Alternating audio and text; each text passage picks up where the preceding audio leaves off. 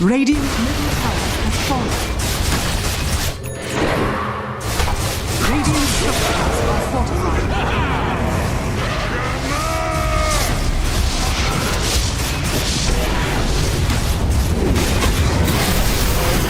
Radiant's middle base has fallen. Radiant's middle base has fallen. Dire's bottom tower is under attack.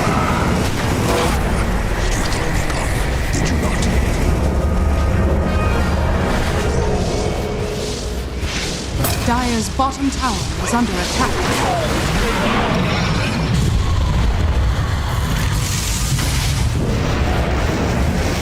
Dire's top tower is under attack.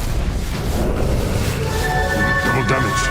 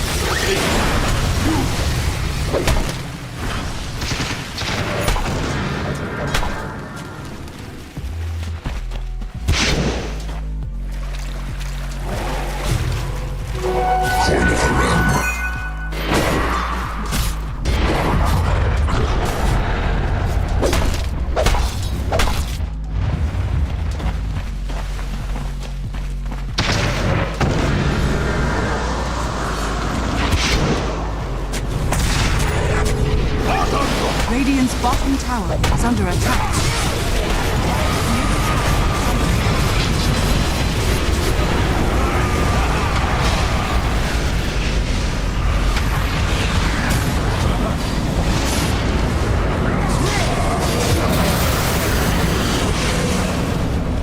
Radiant's bottom tower is under attack. Radiant's structures are fortified. Radiant's bottom tower is under attack. Radiant's bottom tower has fallen.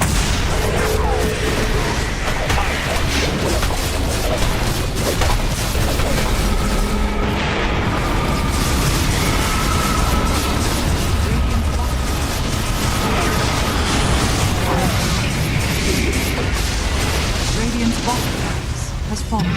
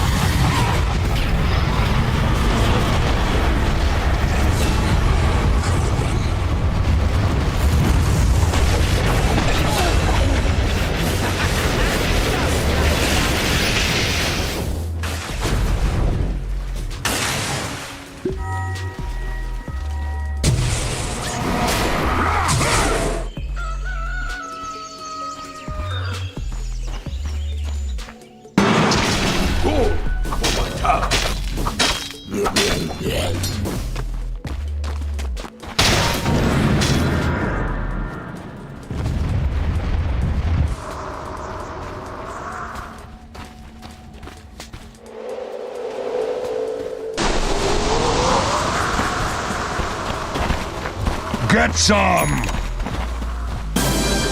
Dire's bottom tower is under attack. Bounty.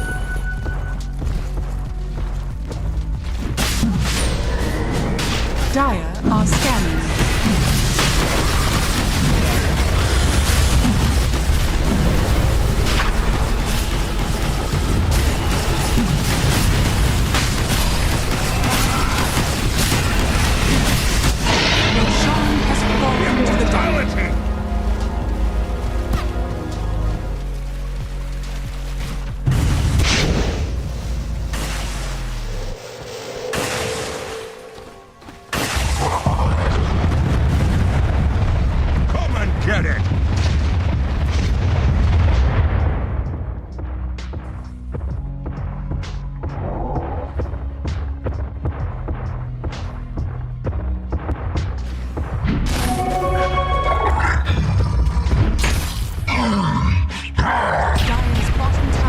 under attack. To me!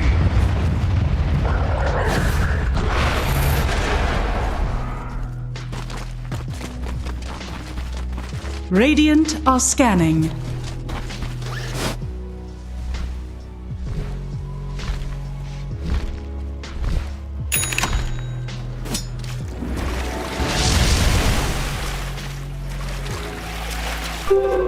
Invisibility!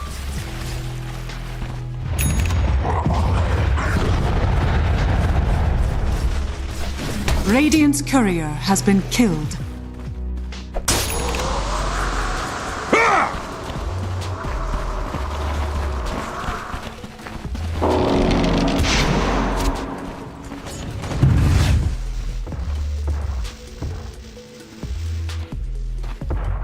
Radiant's top tower is under attack. Radiant are scanning. Radiant's top tower is under attack.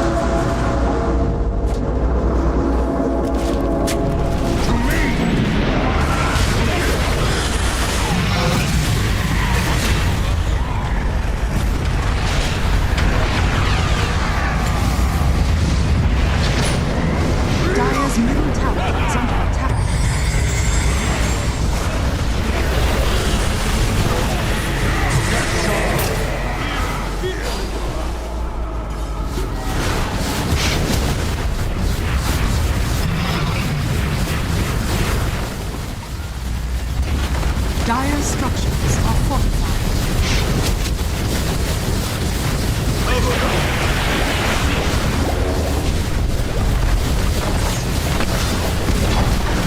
Dire's middle tower has fallen.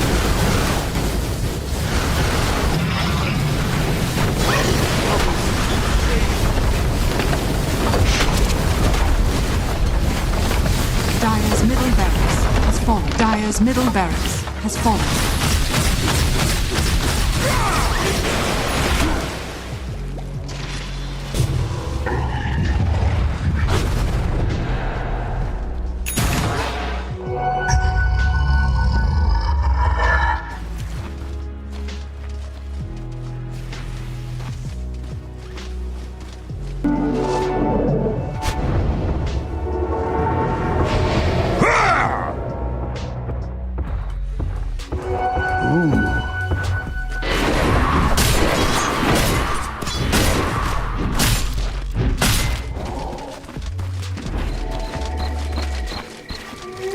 Come and get it!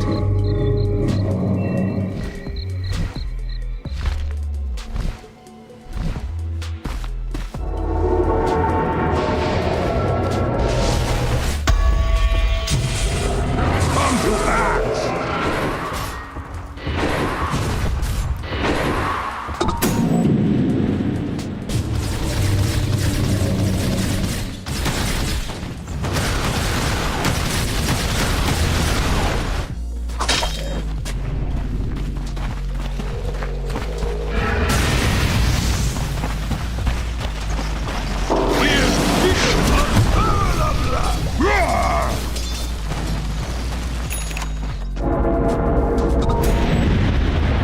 Radiant's top tower is under attack. Dire's bottom tower is under attack. Radiant's top tower is fallen. Dire's bottom tower has fallen. Anytime you're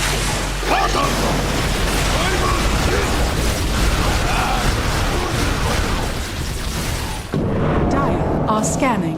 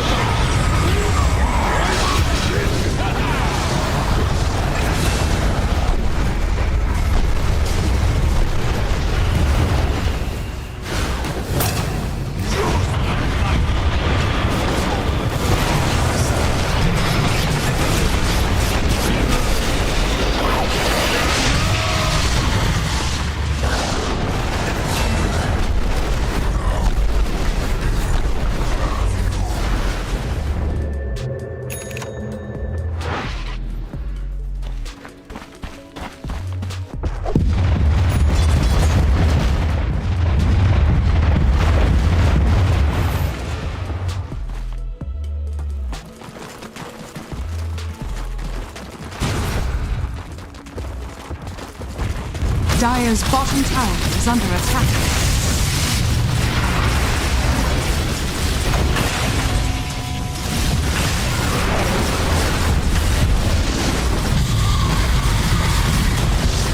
Dire's bottom tower has fallen. Dire's bottom tower has fallen.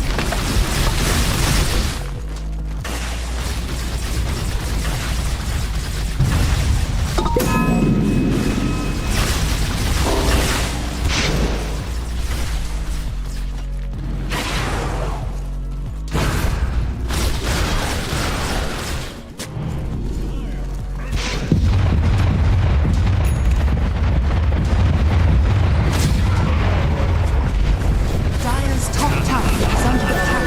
Dire's top tower has fallen.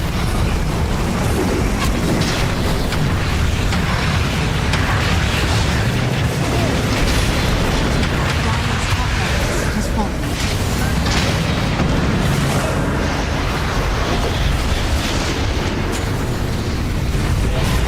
Dire's structures are fortified.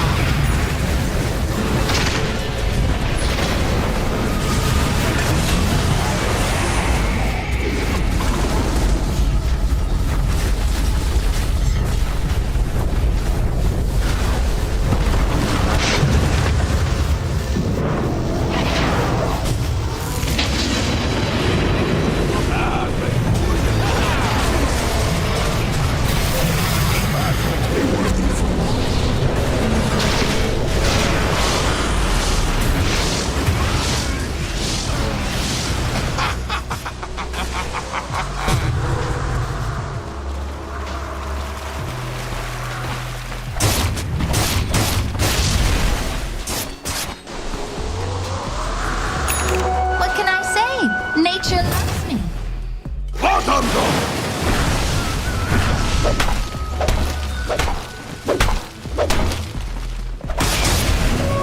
That feels better.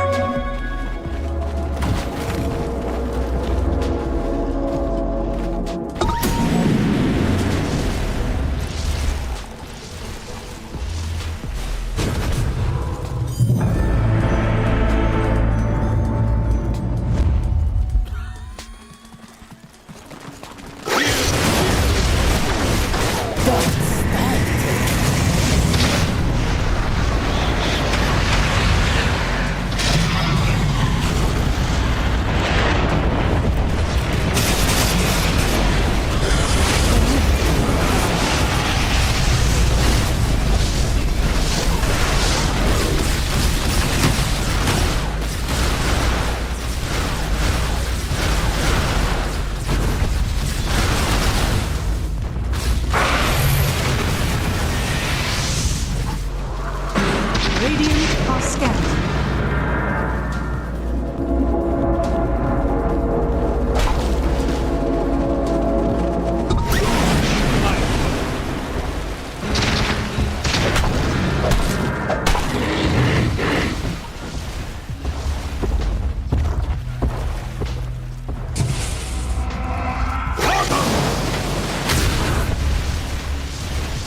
Dire are scanning.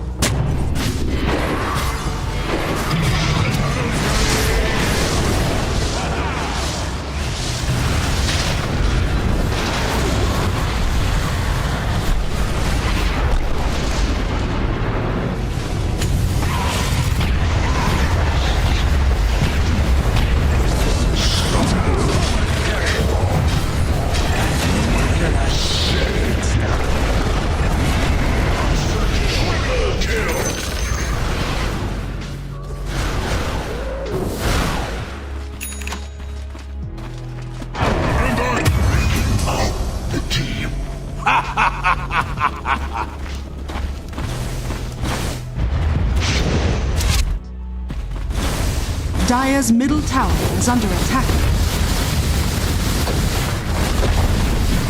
Dire's middle tower has fallen. Dire's middle tower has fallen. Dire's ancient is under attack.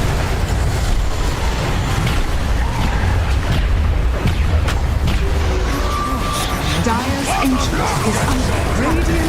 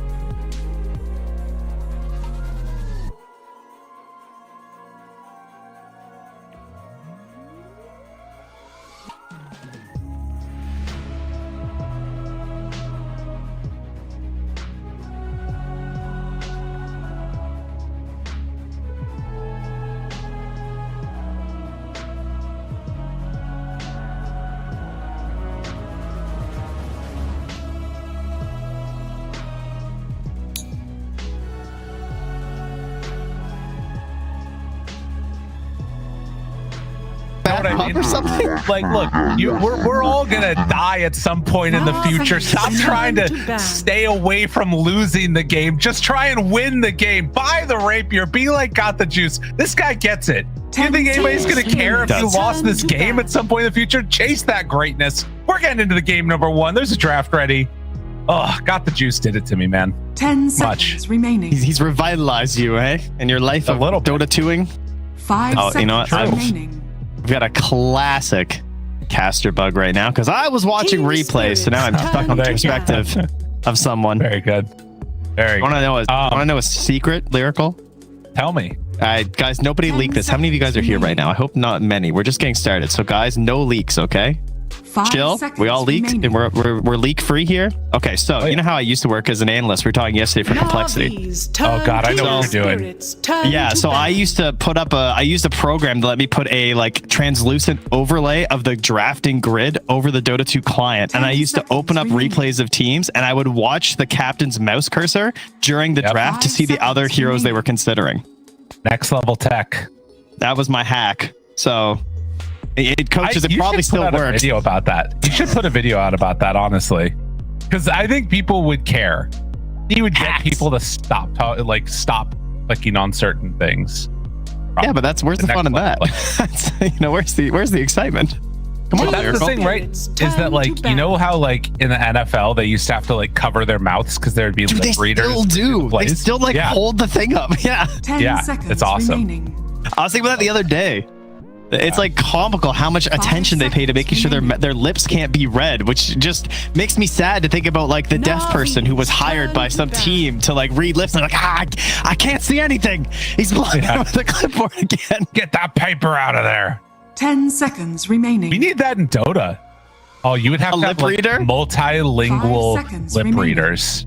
That would be insane. There is someone who is specifically made for this. Some Dota player who's got enough languages and enough lip reading tech to be this powerful. We need a deaf Dota player that's trilingual, and the problem is they can't hear us right now, so that's an issue. Damn.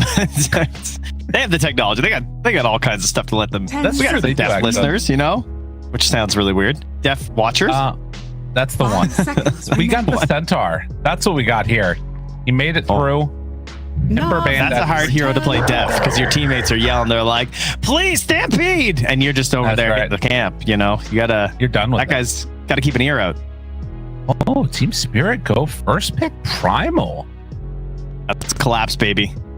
I've been trying to learn the ways of the Shard Primal Beast. 10 seconds remaining. Out of nowhere, Shard was just being picked up constantly, and the first person I saw doing it was 5 Collapse. seconds remaining. And so I watched him do some of his shenanigans with it, and it just, it's good for waves, which is nice. It helps you like deal with just general wave clear and keeping the lanes pushed. But you can do some wombo combos. You can keep the chain stuns going, and it just adds a lot of damage to everything you're doing. It's a really cool ability. I feel like this hero is just like so sick.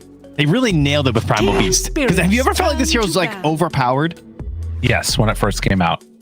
Yeah, a little bit. But like since then, no. I feel like he's like a solid pick, but he's not like, I don't feel bad losing to this hero. I feel like if I lost to this hero or if I see a team lose to it, I feel like they kind of deserved it because like he's got no secrets. Yeah. You know what I will say about him is that while I rarely feel like he is overpowered, when I play him, I feel powerful. That's what I feel like. Which is awesome. That's true. It's a cool feeling. I think Pulverize is the best animation in the entire game. I like it's Rubik's so satisfying. The what? I like Rubik's version of Pulverize. Oh, true. Yeah. That's fair. Well, we'll see what happens here. Disruptor band, the TA, and waiting for the last band from Spirit. They're taking a good amount of reserve time here. Interesting. Maybe thrown off by the bands of Navi. I think Navi closed the phase, and they're probably thinking about the gyrocopter, if I had to guess. They're probably wondering, are we going to grab Gyro or Tusk ourselves, or are we just going to give up this Centaur gyrocopter to Navi? Spirits, turn to Navi's turn to pick. Okay. So that is interesting. Now, Navi, do you just want to take Tusk Gyro? It's worked well for them so far. The other thing about this is that getting a win here as Navi is huge in Swiss. Like stringing together consecutive wins 5 puts you seconds just on a remaining. different trajectory where even if you're losing, you're still getting further and further in the tournament just by virtue of how many wins you've gotten. And we talked a lot about the Swiss stage, the fact that, you know, there's 24 teams and stuff, but we're only taking 8 teams. So this is not like a lot of the Swiss that we've done, and we just cut it in half. We would go down to 12 teams. Like we're going to 8 teams. So like, yeah, if you can get those first wins and just keep going, that would be humongous for you. The Ringmaster is the pick from Spirit. Na'Vi taking their time to figure out what they want to run, with no DK in the pool. Again, I'm thinking Ursa. I'm thinking Gyro. Na'Vi's turn to Jug also. Gonna take Snap. I guess Honestly, that they can run their 2 supports, but what do you think about that idea? Like 2 supports versus committing to a core right now? So yeah, this is a common question at this current meta of drafting. Whenever your first pick, this is always the decision that you're making, and a lot of it comes down to what do you see on the other side. And right now, you know, there are teams that would see Primal Beast and Ringmaster, and they would pick their carry because I do think it's remaining. drafting wise a smarter thing to do because you see your matchup. 5 seconds Right? remaining. And like you just said, there's like 4 carries, guys. It's like Abba, okay, it's like 5. It's like Abba, DK, both banned, Ursa, Jug, Gyro. That's like it. Like, every other carry is just a step down. I mean, it sets up for a Gyro pick here for them, right? Because Warlock, Gyro, incredible lane, Snapfire, Centaur, they're like committed to good lanes. They no matter what get a good matchup now. Bounty. Well, I mean, the thought is like, but what if you just take the Gyro and then it's just like, I guess then they get the Ursa, I suppose. Yeah. I think that's the idea that they have, which I'm cool with. It's like a less strong lane, but I think it's better for the game. 5 And I don't think seconds Spirit, remaining. to be honest, I don't think Spirit want to take Yatoro's hero right now. Really curious about this bounty pick though, as you said, because like, are they just going to run a Ringmaster 5? Like you know, lots of teams obviously are very open to running like the Hoodwink 5, especially Team Spirit. They used to do that all the time. So like these maybe more traditionally 4 heroes, they are more open to playing as 5. But considering the strength of some of the position 5s right now, Ringmaster seems like a really weird one to run as a 5, but he did do it recently versus Liquid. So he's got a little bit of practice with it. It doesn't look like it's something they do very often though. So this is a relatively new idea here for Panto. I need your expert opinion. Is that a nutcracker in the back of Yatoro's shot over on the left there? Oh yeah, 100%. They got a nutcracker. Oh, they're in the festive That's so spirit. festive. Na'Vi's turn Oh, I love to that. That's good. Let's go, let's go. Whoa. All right. That's the switch up. I mean, he was rocking that Kez hair for a while, you know? True. Okay. So Ursa or Gyro versus Kez. 10 seconds remaining. I mean, Gyro gets you a better lane. I think Ursa 5 is much seconds better against remaining. Kez than Gyro is, though. Na'Vi's turn to ban. Let's see. Oh! Whoa, he's got the juice. We're just going for a big old face. Okay, so to start, I mean, you got Snapfire. Number 1, I see Faceless Void. I see damage into Chrono. Please be good. And it's pretty good. You got Snapfire and you got Fatal Bonds. Chrono and Fatal Bonds, I think, is really interesting because it amps up your ability to go for giant Chronos. Because sometimes it feels like going for the big Chrono isn't that crazy. Like it is nice, obviously, to stun as many enemies as possible, but sometimes it's just so much more important that you're getting one specific hero. You don't really care about how many other ones you get. You can't wait for the right moment. This puts a lot of pressure on it. If you hit a crazy Chrono, you just win the fight. Yeah. 10 seconds remaining. Honestly, I think it's really good versus Kez. Yeah, that's the thing I'm thinking. 5 With what's seconds going on from remaining. Team Spirit right now, like, how do you deal with this as Kez? Team Spirit's I don't turn know, to man. ban. Like, are we gonna see like a Laurel OD or something to like try and save? Because he's screwed if he gets caught. Yeah, he is a hero that absolutely hates time dilation, obviously, because that guy's just hitting a bunch of buttons and being stuck in one place. He is a in and out style hero.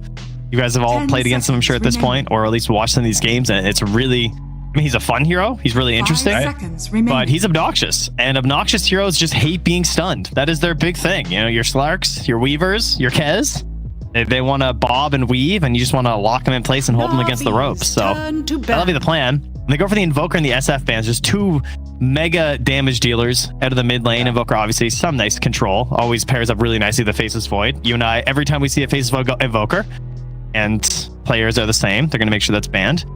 A lot of the other big dogs are kind of trash. We've seen a few Lenas lately, especially out of the safe lane, but like Lena plus Faceless Void is always one that makes me pretty happy, I'm not gonna lie. They are banning Lycan, so they're thinking that this is going to be a Laurel Primal, or at least the potential to be. I guess the big worry that they have is just getting ran down lanes and like losing all their buildings. I mean, it's certainly not a hero he plays very often, though. I will say. Yeah. I don't know how many Primal Laurel games. I'm gonna look actually. Laurel has 8 games of Primal Beast ever, and he did play 2 months ago though, which is relatively recent. So he's worked it into the rotation. To me, the Faceless Void pick is just like, I know that this matchup will get me the win, and that's what Got the Juice is saying for Kez. And then the question I think from Navi now is, how do we not lose the game by the time Faceless Void can win the game? You know? Yeah, exactly. It's like it'd be some combination of getting damage into the chrono, but also just giving him some time. Right. And when's the last time they picked it? About. They played it 11 days ago. Oh, I guess we missed this game, did we? We weren't casting this one. They played it versus Tidebound. Navi's team spirits turn to pick. Oscar. There you go. Interesting. Man, I don't know. As Team Spirit now, what the hell do you do? I really like Navi's draft, and I do not like Team Spirit's. This bounty feels so weird now. 10 seconds remaining. I mean, it has to be pretty fast tempo hero. The Huskar and the Lycan bands make a lot of sense. They only have 6 seconds of reserve time, so they got to be quick. Where are we going? Earl Kunkka. It's okay. I mean, it's not that far off, to be honest. Yeah. Okay. God, I miss Kunkka. Just bring him back, man. Laurel was such a beast on Kunkka. I'm living in the past, man. Okay, so trying to... I mean, this tells me that they're just trying to snowball the lanes. The issue that I'm seeing is that Team Spirit does not have great objective taking. They've got good, like, bully lanes and some amount of, like, skirmishy, fighty stuff, but if the game slows down, like late game, Golem, Chronosphere, Kisses, like even Stampede to get out of trouble, I am really in favor of Navi's draft right now. That sound. So sweet. Dude, so nice. I was not aware of Laurel's dominance on Monkey King. I just happened to be looking at like his Kunkka games. He has an 80% win rate on Monkey King. In the past year, he has played 28 games of Monkey King and he lost 5 of them. Yeah, that's pretty good. That's nuts. This guy is after 36 games, still have an 80% win rate. Is crazy.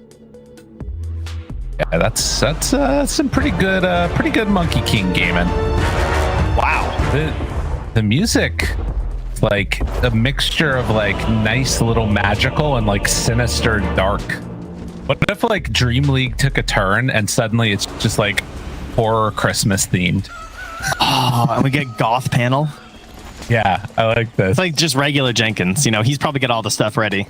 There you Prepare for battle. All right, well, game number 1, we're into it here. And off to the races, Team Spirit versus Navi. Let's see what's going on. Oh yeah, that's some good stuff. I love the do-do-do-do's. Are you a Carol of the Bells fan? Yeah, oh yeah. 100%. Right now it's like we have like a Christmas CD in the van because I drive a minivan because I have 3 kids. Yeah. And every time I'm driving somewhere, my daughter's like, "What's this one called? What's this one called?" Like this is the 3rd day in a row you've asked if this is Sleigh Ride. It's Sleigh Ride. All she talks about is a sleigh. Come on. Sleigh Ride. Who does Sleigh Ride? I don't know. I don't know who this version is, but everybody who doesn't. Be more better question. I tell you what. I tell you what. I've been watched way too much King of the Hill and on my flag. Way too much. Mord's down, actually. Gonna see Yatoro walking over this direction. Yame also revealed underneath a ward of their own. The battle begins. And Navi don't like the look of it. They're gonna back up. On the side, Collapse moves on over, steals it away from Riddy. The 3 bounty runes going the way of Spirit. Collapse sprays down the Zayat's photo of took a picture right next to them, and then he runs away. So they're having a lot of fun, at least. Gotta get in their head. Yes. All right, so this is a level 1 take on the Janata. Now, fun fact, guys, Bounty Hunter can only steal your unreliable gold. So as long as you keep reliable gold, you know, he can't steal from you. You're welcome. Now. Yeah. Also seen got the juice there. Just time walk the damage immediately coming in is pretty nifty. But yeah, they're going to be pulling the wave. This is what you do against the Warlock. Hide, get out of trouble. And we'll see how the mid lane works out, because this was the counter pick that, you know, Laurel chose for himself. Monkey King has often been thought of as one of those answers to Ember that can be really annoying to play against. Yeah, it feels like it has diminished. A lot of teams are just ignoring Monkey King and pretending he doesn't exist right now, both as a threat of a ban for a lot of mid heroes like your Pucks and Embers, and also as a counter pick. Like, it feels like teams just aren't willing to go back to it. So I'll be really interested to see what Laurel does and what kind of a build he does. Like, is the Orchid stuff still viable? If you get a little bit of a lead going versus an Ember and a Faceless Void, like, there's some world where he opts for that? Maybe. There's a chance. Top there again as well. You can see the matchup of the Kez against PMA's Centaur. So still trying to see how this Kez matchups work out. Still a bizarre hero to me. No doubt about it. I don't know what category I place him in. I guess it is Weaver. He reminds me the most of Weaver, I guess. Except, yeah, I think he kind of is similar. Like, maybe just has more pronounced item timings. Yeah. I feel like Weaver has like one big item timing with, like, you know, like you get a Deso or something, and then everything else just kind of stacks on top. But Kez is like the BKB. The egg. Right. He's got like eras, like he's Taylor Swift or something, you know. Okay, like he divides his life based on the items that he gets, and he becomes a new person. I like the Deso build on him. Just getting that like ASAP and then going back for other stuff. Yeah, I'm not a Battle Fury fan. No. He is also, though, in a lot of ways, I mean, he just feels the most to me like Invoker. Laps down bottom. And brought somewhat low by Got the Juice and Riddy's. Is getting some good little harassment back his way. At least so far, none of the cores really being completely zoned out. The person that's having the toughest time so far definitely feels to be Niku on mid. 11-2 versus the 16-7 denies of Laurel. He's also gone for a 1-1-1 build as well at level 3. So I'm assuming it's a Flame Guard game, and you'll just utilize that. That was traditionally the ideas here, but already being at 1-1-1 is like kind of weird. And he's gonna pull it, so he's going more aggressive Searing Chain style. Cliff on him and healing up through it. Laurel gonna take a tower shot or two there for his trouble. Niku's still looking fine with no bottle, but it was a little spooky there from the Monkey King. I mean, this is definitely the aggressive style, right? Because like now you have to do stuff with Searing Chains in order to make this work. You don't just get like your fallback farming plan and like count on the fact that he like does it. Because I feel like our panel was recently talking about this and like just going for the Flame Guard. But I mean, this is the thing about Ember, right? It's like all these Ember experts are able to consider it like down to the minute detail of what's the best build to do and who can help them in their game and how they're going to make the most out of it. So I'm really curious to see how this works out for Niku. Zayat's underneath. Ooh, just barely missed that scatter blast, and instead it's Panto taking the first blood on Zayat's down bottom. You know, actually some of really annoying lane for damage over time. Yeah. One of the things I was going to mention is I think that's part of the reason he took that Searing Chains there was just to like not die to Laurel underneath his own tower. Getting that like extra little bit of duration on the chains probably kept him from dying. I don't know if he really wanted to do that, to be honest. Yeah, but now you're locked in. Like he just takes the third. He even sat there with the third point for a minute. Because you might be right. Because this isn't a confident. Oh, I'm going 3 points and we're gonna kill this guy. It's gonna be sick. Oh, hey, there we go. Miss Boundless. It's all gonna be okay. But yeah, that was 100 damage over time. Like they had stopped interacting with the Snapfire, and between the Kez and the Impalement Arts, you actually get 100 extra damage while just trying to walk away from your enemy. That's crazy. So annoying. Yeah, very not commonly thought of, but very difficult to deal with lane. And Panto right now is getting a full double stacked pull off, which Zayats is going to just try and soak some experience from.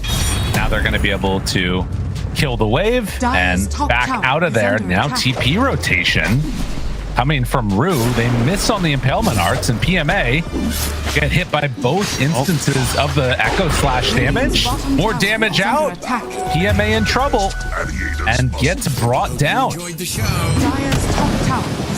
Not often we see a Centaur die in lane anymore. I will say that. That's a rare one. And this will probably lead to a no more playing the lane up here for Na'Vi. Much like bottom lane, they weren't really actually playing the game. That was a big rune steal by Rue, as they were able to force back Monkey King all the way to base, but maybe could have gotten a haste rune on top of that. Nice rotation over from Team Spirit. Yeah, that was costly because they like brought in Riddies to guarantee it, and they were able to actually threaten with the chains because he had a little bit of help just to get some extra damage, and Rue's just yoinks it away from him there.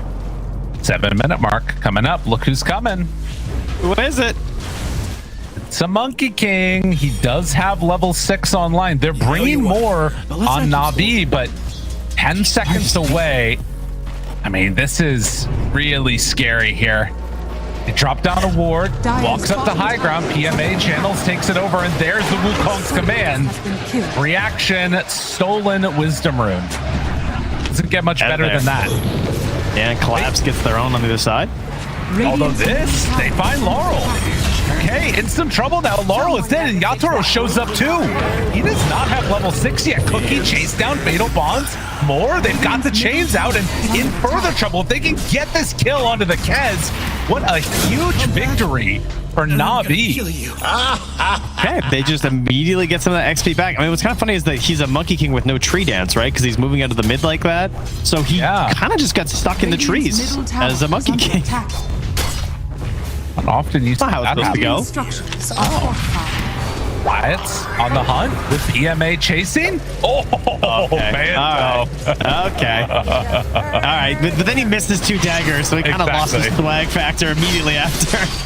Zayats, though, is probably going to get punished here as he gets ran down. So they get a little bit going back their direction. You know, the other thing about those 2 kills is that now Riddies gets 2 charges on his book.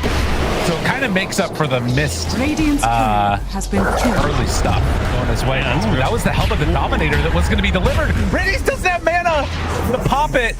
Oh, no. He could have maybe... I don't know if the Grimoire would have been enough, actually. Yeah, I'm not sure 3 if it's enough there. Yeah. That's a really painful death. Got a nice little win up top, and I mean that helm was just on its way too. It was so close. And looking like they want to get involved early. Yatoro immediately going in for the Deso after the Falcon Blade and the Treads. So yeah, he's going to be active early.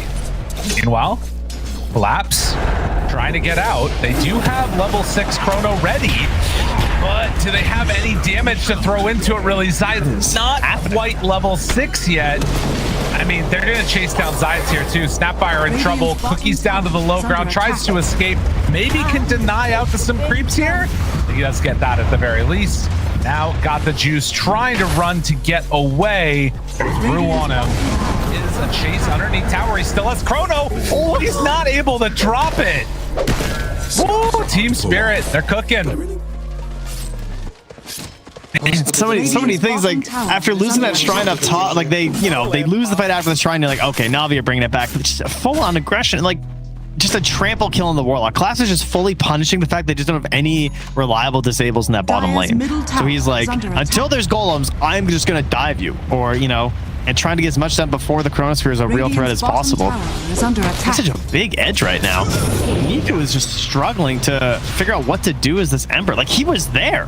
He just sees his Warlock die, and then they killed the Warlock without the Pulverize, so then he gets Pulverized and immediately goes down.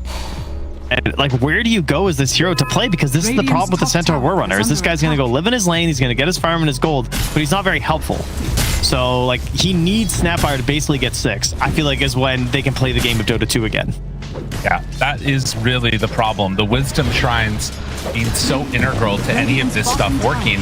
Like Riddy's, of course, you know, he's getting close with the Black Romar levels, but it's not enough to just have Golem.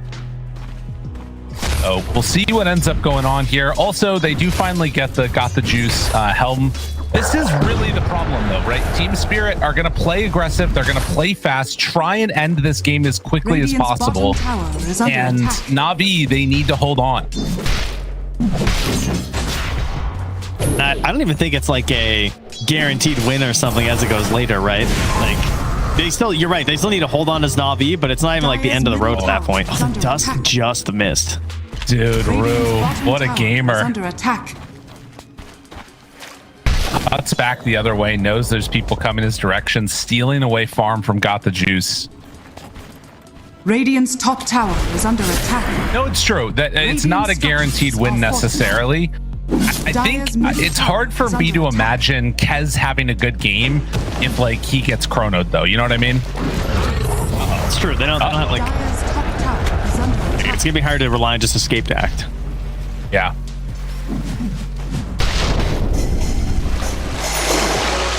They're putting the pressure. For now, it's just like, our Void didn't die. Phew, what a relief. Yeah. Yeah. Zayat, he's almost at 6. Throw out another Scatter Blast. Will back away. Zayat's still taking DOT, has a stick at the ready if he needs it. Laps ready to jump if things get too dicey. But Niku able to pick up the shield rune now. Is under attack. They're just trying to hold on. That's it. I mean, they've got 2 helms, right? We got one on Faceless Void, we got one on Centaur. It's time to start doing some shenanigans. This is not a good side when your Centaur is doing Ancients with his creep. It's like, you know, you want to be doing wave stuff. You ever see 3-3 hitting Ancients at this point in the game? Like, no. He's, you know, he's back there doing shenanigans. That's the kind of stuff you need to get some real gold in this game. But it's hard because there's a Bounty Hunter and there's a Monkey King and a Primal Beast. They're very mobile. So you try and go for these riskier plays and there's going to be a real punish for it. And that's probably why PMA feels trapped to just do this like lower economic growth farming. God, this is so much pressure on the Ember to just like hold things for now. And you can see drops the Remnant down. Rue is ready to go. They find the Warlock on the back lines there, trying to blow him up in time, and they will manage to. But now the damage out from Niku is kind of wrecking them a little bit. Dire's structures are so they kill the Warlock, but I think that's still okay for Na'Vi right now. And so, escape back. It's up to the high ground with the whoopee cushion. Radiant are scanning. I mean, all this pressure on Na'Vi, they feel just like penned in and everything. The offset for Yadro. He is just full on free farming up top. He's got his Deso already. Hasn't even felt pressure to do anything with it because there's just like infinite gold on the top side of the map here. So you're going to try and make a move right now.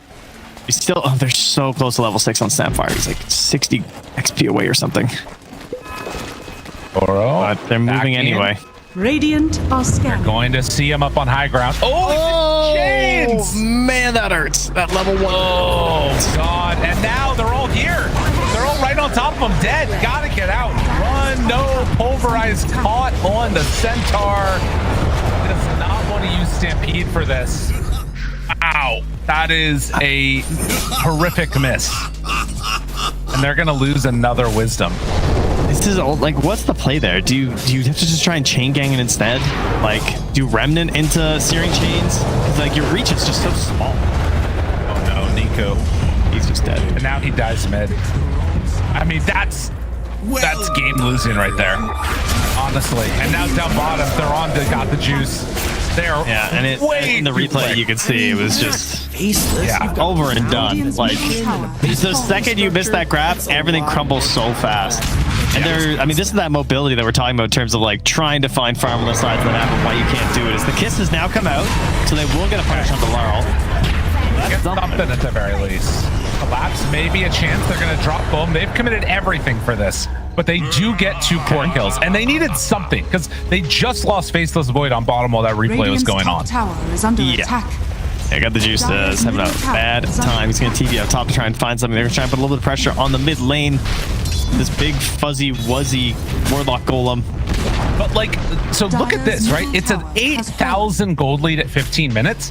But if you open up like the chat or the chart, Dota Plus is still putting them at only 59% win probability on Na'Vi. Middle tower is Like, under attack. it's a testament to, I think, how good the draft from Na'Vi was, that it's this like substantially in Team Spirit's favor, and it's like just slightly better than even. Yeah, it's kind of crazy. And what let's see. Radiant Vision is really good right now. They have some very deep wards around the mid lane, so that's really solid. Especially with how aggressive they've been playing inside the Dire. They're like, they see these TPs coming in for Panto.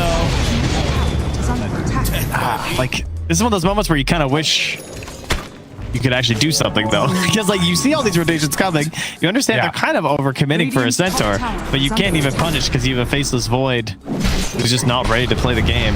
And there's kisses in 30 seconds, so they might try and do something then, but at the same time, they're just losing heroes left, right, and center, man. Oh, nice badge. This could be good, though.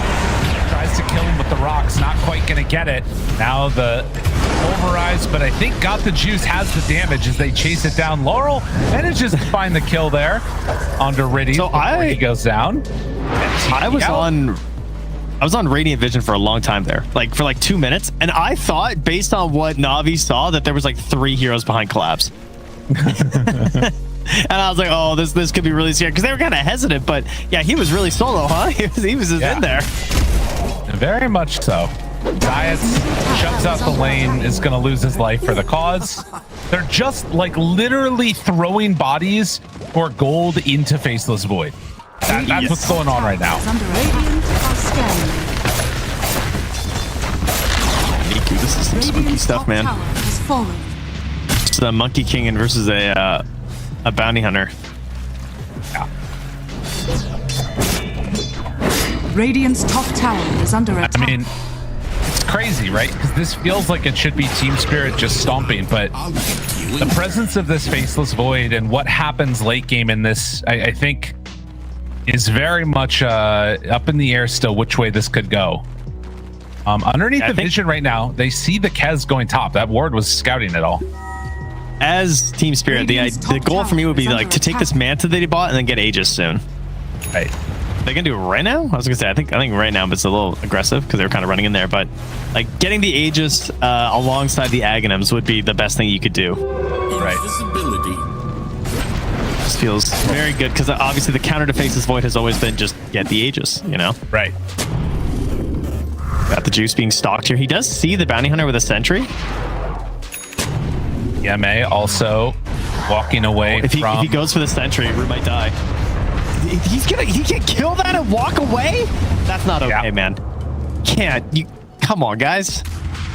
I mean, there's 3 of you. There's 3 of them. They're bigger. That's just depressing, dude. It is.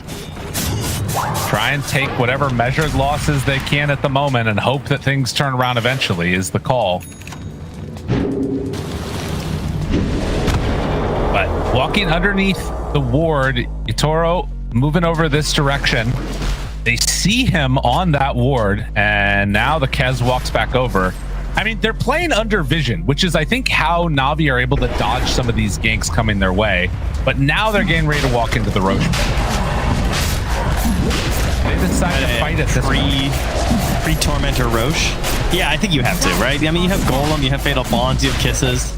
Got a Blink Centaur, so he didn't go like max auras. He is ready to actually engage. Ento is getting it out. And the little Centaur moving in more. Another stomp with Kisses and in trouble. Swag.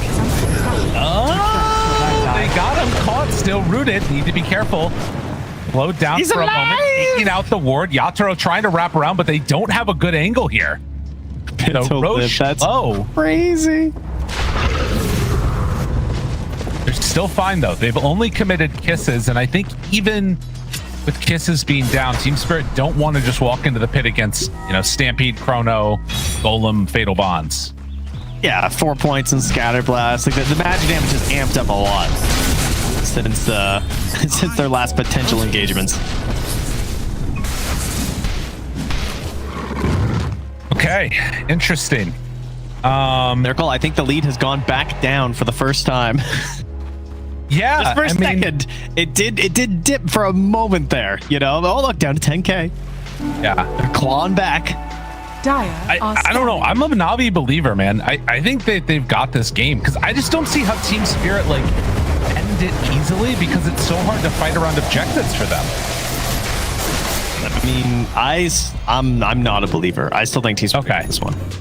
I think we get a couple defensive items up. We already get a Force Staff, get a Lotus. Are scanning. And Ringmaster has 1 point in the escape back. That's gonna start stacking up soon. He's got a Glimmer. He can save people.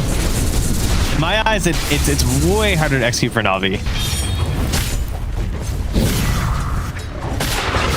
Well, they're defending this for the moment. Zayats will go on over and hit the tower. It goes down. Got the juice. Still thinking about a chase there. Rue is off to the side. So is Panto.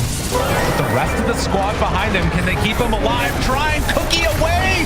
It's not going to be enough. They lose the Faceless Void, and that ends the fight immediately. Trying to TP out. Ooh, no way. They caught him. Collapse is going crazy this game. I feel like he has done so much for this team in this game. Yeah. Every time it feels like they have just a second of a good feeling hope for Navi, I feel like it's Collapse coming in and trampling on their dreams. Yeah. Oh, it's what a combo here too to get this 100-0 kill. They were not worried about it at all. They have so many interesting ways to begin these disables out of your vision. With the help of the bounty hunter, you do a little stun and do a silence. That's your Ember Spirit. Oh, I thought maybe he was gonna live. That combo with the onslaught into Rock is so good. Isn't it sick? It's very, very good. He's got swag, man. Yeah, I mean, he basically solo killed the Ember there. Yeah, this is what I was talking about. This is what I was watching. I was watching these replays of Collapse buying the shard just over and over and doing these combos. And now every Primal Beast is buying shard early. Don't look like this. That's all I'm saying. That's true. It's sad, Poogie. Radiant's bottom tower is under attack. Oh. Just like that, Team Spirit gonna head on into the pit and find themselves a Roche 16,000 gold lead with an Aghanim Scepter on Kez.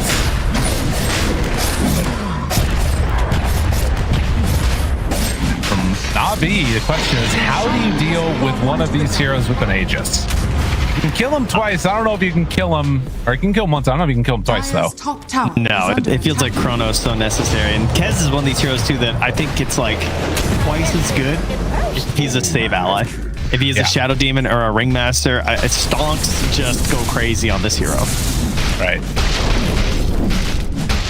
I feed you. My fiends. Well, they're still working on it on Navi, trying to stay alive against this, but with Collapse Blink Dagger in play, I mean, this is the jump that is impossible to stop.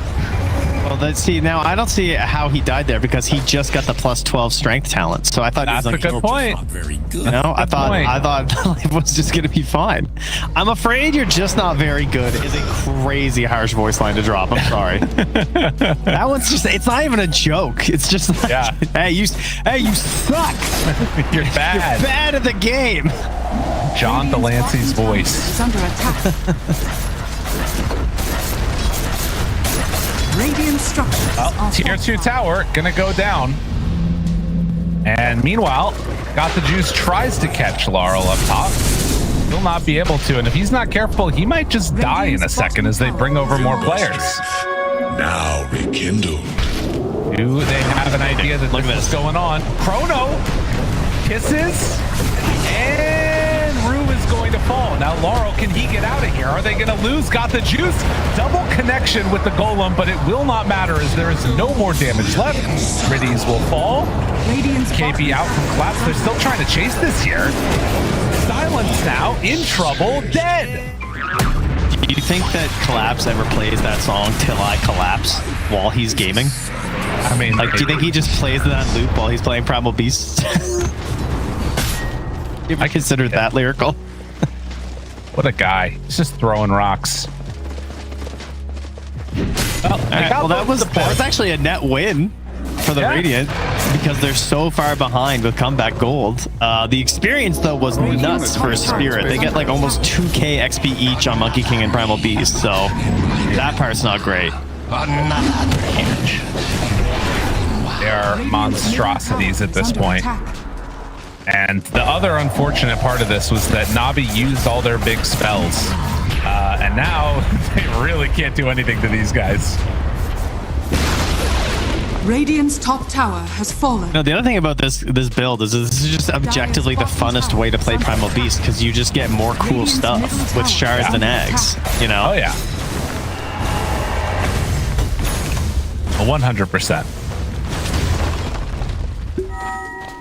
I mean, it really transforms into a different hero based on how he's playing this. Dire's bottom tower has fallen.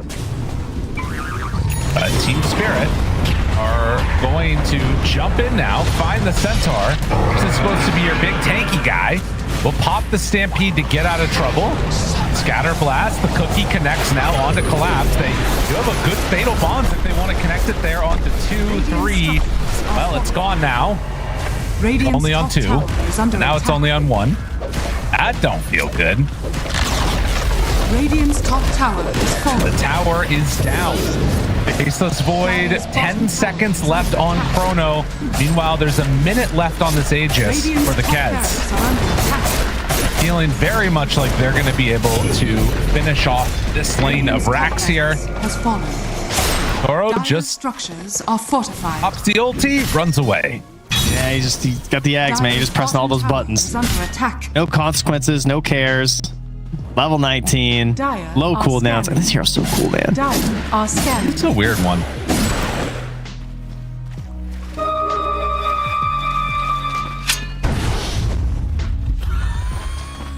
All right, Navi, their big ultis are back up again. Radiant But are again, scanning. it's just like, how do you take these fights? Time for taming. Need like Team Spirit to just sit all in a group and not press any buttons, and that's how they win. That's it. That would be ideal. That would be solid. Is he going back in right now with 20 seconds left on Aegis? Ku playing very safe there. Just Falcon rushes the range racks, you know? Yeah. See ya.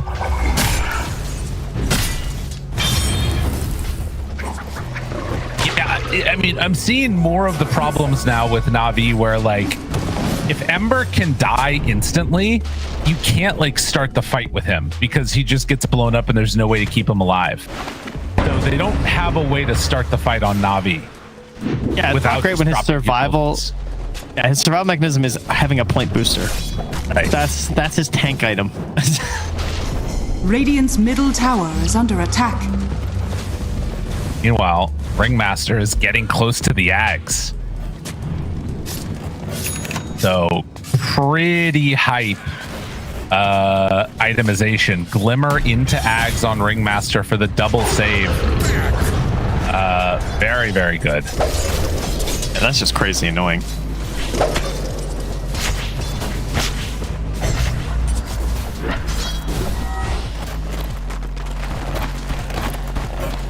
Oh, 20,000 gold lead now. And Does it still do the damage if it's dispelled? I assume it does. I feel like I haven't seen that with Ags before, though. sure, Yeah. surely. And that means that, like, in theory, if they were, like, Shadow Demon ulted, you could, like, just dump 2 escape acts on your ally, right? and it would Right. instantly nuke for 600 damage around them. I don't know if Impalement Arts stack. I feel like they don't. No, but it does a 300 damage nuke though. Right. I'm just saying on top of that. I don't know if the extra deck. Oh, yeah. Double. No. Yeah. Well, Testing. PMA seeing some people. They're smoked up now with 4 behind the Centaur. Anticipating their movements, wanting to find the Kez. He is there. Courier spotted. Now the jump misses the stump. Oh, but Yadro, he's stuck behind a tree. Okay, never mind. He's not stuck. He's fine. Now Collapse running away. The jump through onto 2. Oh, it's dirty. Collapse, stop it. It's too good. And now There was no chrono opportunity either. Got the juice just standing there, but he was getting a slight chain stun disabled. They didn't fully commit, but if the Centaur just dies like that, you can't find a good chrono. It's you just gonna have to wait for the next fight, you know. Good job on Niku to get out of trouble, but still, that should have been a better moment for finding the Kez like briefly alone. This was again a reminder, folks. 2nd overall pick, Primal Beast. Yeah. Radiant's middle All they saw was a Centaur, and they slapped down this Primal Beast, and this is what you're getting. He does it like none other. That's scary. If you have an offlaner that's this good on this hero. I mean, he saw what happened to Magnus, and he's just like, I'm going to get Primal Beast killed. Apparently. And imagine if Collapse just like picked up Brood or something. It would be a lot less fun.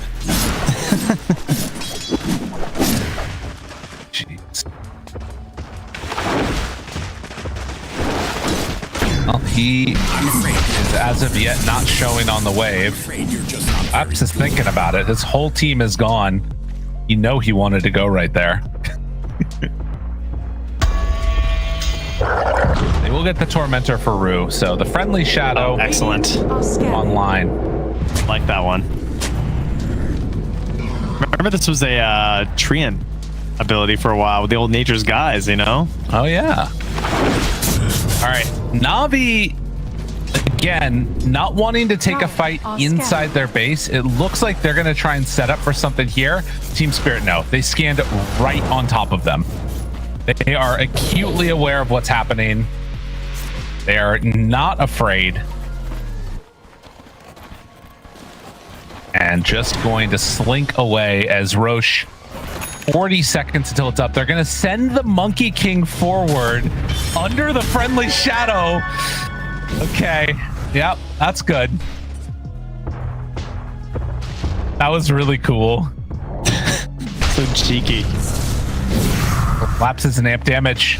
You guys got to get the hell out of here. It is time to Do you run. think they can hear it? It's scary. It's like Jurassic Park right now. That's the noise it makes. Okay, they dodge away from that gank. Now we're going to smoke back out and try and find an opening. Roche is up now. Spirit, do they get greedy? Satanic being delivered for the Kez. Need to burst them all in one. This is a good wraparound. Oh, the pings are out though. Do they know what's going on? Underneath the Watcher. One chrono. Got the juice. These collapse. There he is. They see Kez. Chrono down. Damage. Do they have enough? Kisses are out. They're blowing him up. Where's the escape back? They don't have it yet. Yamaro's dead. They blow him up in time. Now got the juice hitting on a collapse. There's the BKB and then the runaway. Laurel taking some pretty substantial damage here. Do they have enough to kill him off yet? Lyrical. They jump in, they find him, he gets the high ground, but he's not going to get away. Niku cleans up, and now Rue is there for the follow-up collapse. Can he do it all alone as the only core left alive?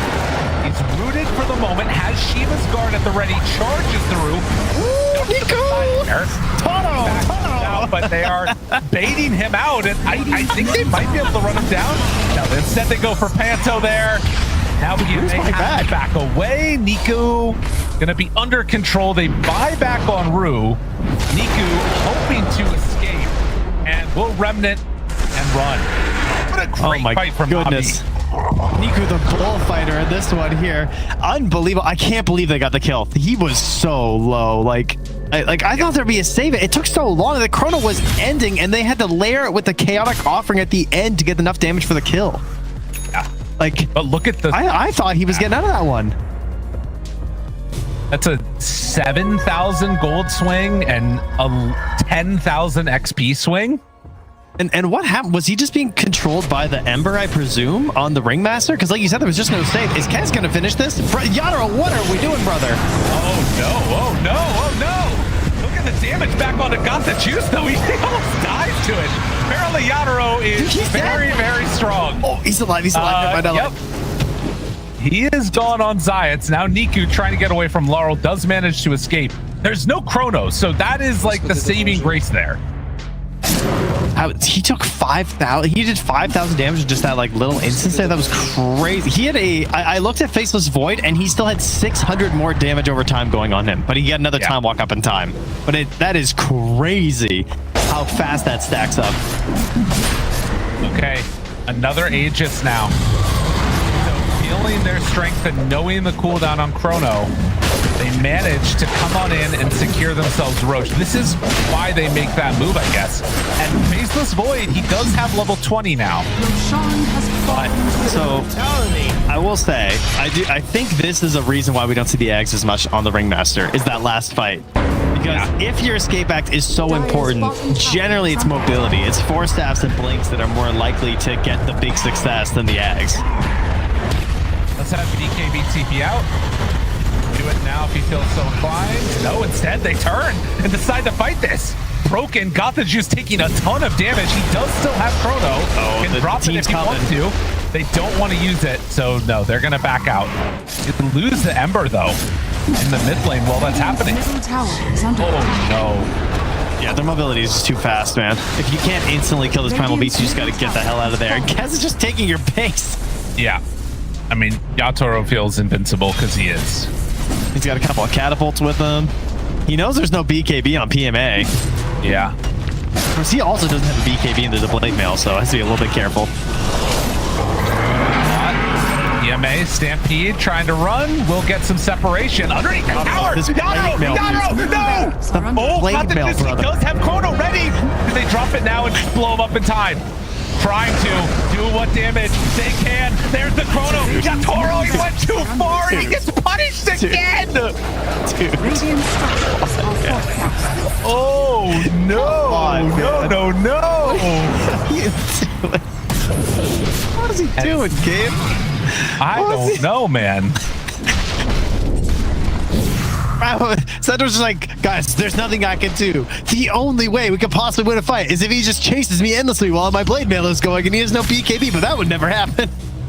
I mean, he had Satanic, he had Manta, he had a lot of things, and none of them came out. Riddies is in me when I buy 6 items on my hero. I press none of them. Yeah, that's pretty accurate. They get the Pulverize now onto the Warlock. The jump forward got the Juice, throws out the combination, but now Laurel on the back lines trying to feed into him. They lose Zayat. While this is going on, PMA and Niku are battling with Collapse. Can't really do much to him. Yeah, they're just going to need to back away. Rocks, they hit! The rocks! Oh, needs to get out. Nullified, dead. No mana. All right. Oh my God. Collapse just like, fine, I'll do it myself. Yeah, apparently. Double buybacks. Whoa. Pulverize now turned. Connecting on to Niku. During BKB. And Laurel is gone. Just like that. Collapse still doing huge damage. Oh my God, he almost got him. Just gets away. Now moving in. Panto for the save. They get a die back on Niku. Zayat's nowhere left to go, and Laurel is tipping. Yadoro as he comes back in, and that might just be the end of the game now. Oh, no, it's okay. I'm here. Guys, if I walk in and they kill me, they'll act crazy, and then you can win the fight. You're welcome, team. My work here is done. I owe you one. Unreal. Oh my goodness! What a game of shenanigans, as we were discussing earlier. True enough. 7 seconds left on Chrono.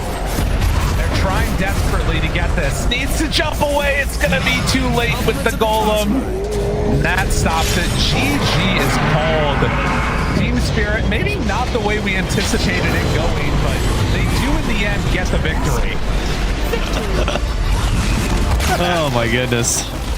What a wild way for that little mid-game to end game to happen there, and some laughter around on the squad. Like, never worried, you know. That was a stressful game for the supports, I feel like. The cores were just wilding out. Good lord, Collapse is just... He's just so good at Dota still. Yeah. God, he's terrifying, Lyrical. I don't know what to say when I watch this guy. That is the best Primal Beast performance that I've seen in Dota 2. And it's not particularly close.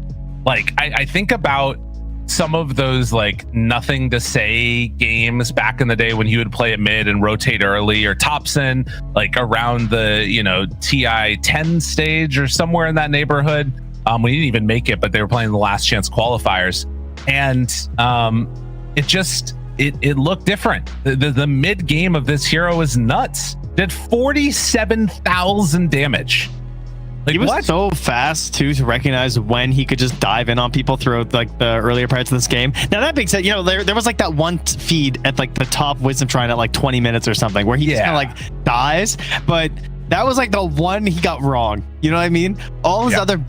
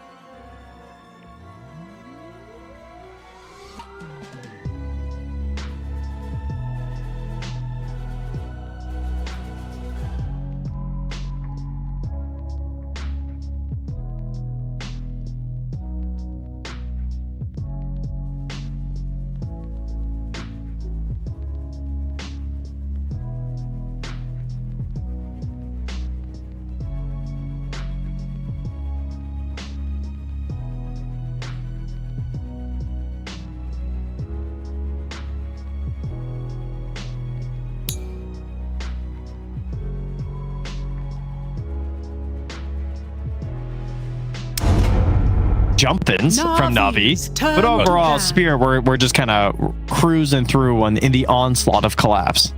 Yeah. We do have a draft already, so we'll hop into it. I think it's worth sort of, like you're talking about, refreshing ourselves as to what happened in that game number one, because it's so interesting to me. Like, Na'Vi had this very clear idea of, we're going to counter pick your carry and have a better answer to it than you will. And then Team Spirit was like, okay, but we see this little problem in your draft, this little issue in your draft, which is you need level 6s on supports. Bring everybody to the Wisdom Rune. All of a sudden, the entire rest of Navi's game plan falls apart because they don't have Snicks on stab until like 12 minutes or something. Yeah. Also, the lack of disable in the Primal Beast lane, I think, really helps Collapse go kind of wild as well. I love that. We'll see what happens with the Primal Beast in this one, because I mean, Na'Vi, they have the first overall pick and they're banning the Centaur themselves. Will Team Spirit leave in the Timbersaw, do you think? Could they maybe want to get their own experience versus that hero? Because that's the question right now. Right. I think there's a duality here of Na'Vi thinking that they're maybe going to get the Primal. They could take it themselves. And then Team Spirit, I think, has the option of, do you ban out the Timber and let them take the Timber, and then and then you get the Primal. They decide that's not the play. I think the problem with Primal is you can't first overall Primal, though. Unless they're gonna ban Shadow Demon and pick Primal, which would be like an overreaction, I think. 5 seconds. And then I think you have to like the Abba is the other big hero. Like Abba and DK are the two right now that I think Team Spirit have to decide if they want to give one of those two up, or you leave both in so that you get the other. Mm-hmm. Yeah, that's an interesting dynamic here too for Team Spirit, is which way do they want to go with that? They ban the Shadow Demon. Okay, so they're begging to go ahead. Let's see if you can do what I do. Remaining. That's hilarious. Banned. So again, if you guys are not familiar with Primal Beast is considered unplayable versus Shadow Demon, because if you are purged by the ulti, you can no longer onslaught. It is a buff on yourself, so you just get stuck. And then obviously you're also a single target disabler, so you get just caught by a disruption. It's basically impossible to have a good game on Primal Beast versus Shadow Demon. Team Spirit. So they banned the Jakiro, leave it in. Also, DK was left in, so they're saying you can play the Primal, but we get DK then. I mean, I would just take the Abba personally. I mean, I feel like the Abba versus DK is such a good matchup. Yeah. Like, you get the Withering Mist. Abba's just mega annoying. Remaining. We did see it lose 2 games straight for the side of Aurora versus Na'Vi yesterday, but I think Aurora probably should have won. I mean, they definitely should have won game 1. Right. And potentially game 2 as well. I mean, I think Team Spirit also have a tendency to try and do something that the opponent is not pushing them into. You know? True. They're sort of like obstinate in that way. Yeah, I'm feeling a bit of a Primal Beast again. I mean, I would love to see it, because that was just fun to watch. That's the question. Abba, Primal, which way do they want to go? Or, you know, you could do something silly and just like take a Tusk or something like that too. No, they're just going to take it. Yeah, I think this makes sense. It tracks with Team Spirit, because Yadro doesn't like his carry pick this early anyway. Right. Unless it's some hero that he's having a lot of fun with.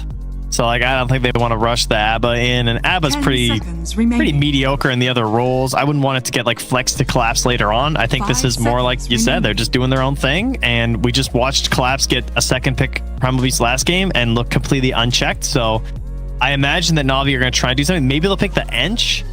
That one is a bit of a classic, but it's not super reliable. Na'Vi's I think this is a really important game for Na'Vi in the course of this tournament, where they don't necessarily even have to win, but they need to like put on a good show against Team Spirit and show that they can like respond.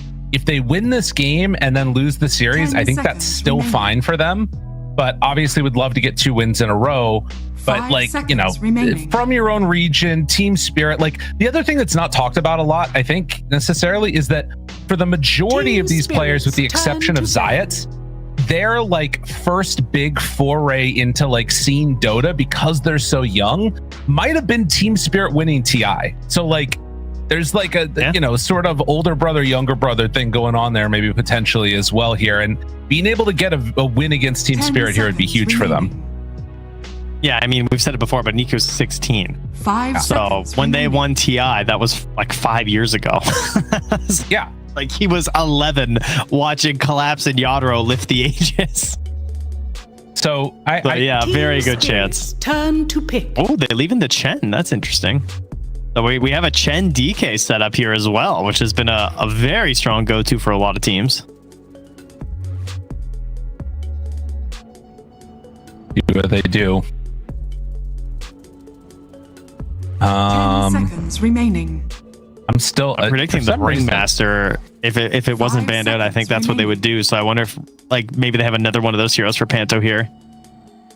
I was just thinking about the AA again, man. All I'm thinking about these days. You really want why. to kill these DKs, huh? I feel like it's sort of like an Ursa in a way, where it's like this hero that just sort of doesn't necessarily guarantee it, but has a really good chance that you just end things. All right, are they going to steal the gyro?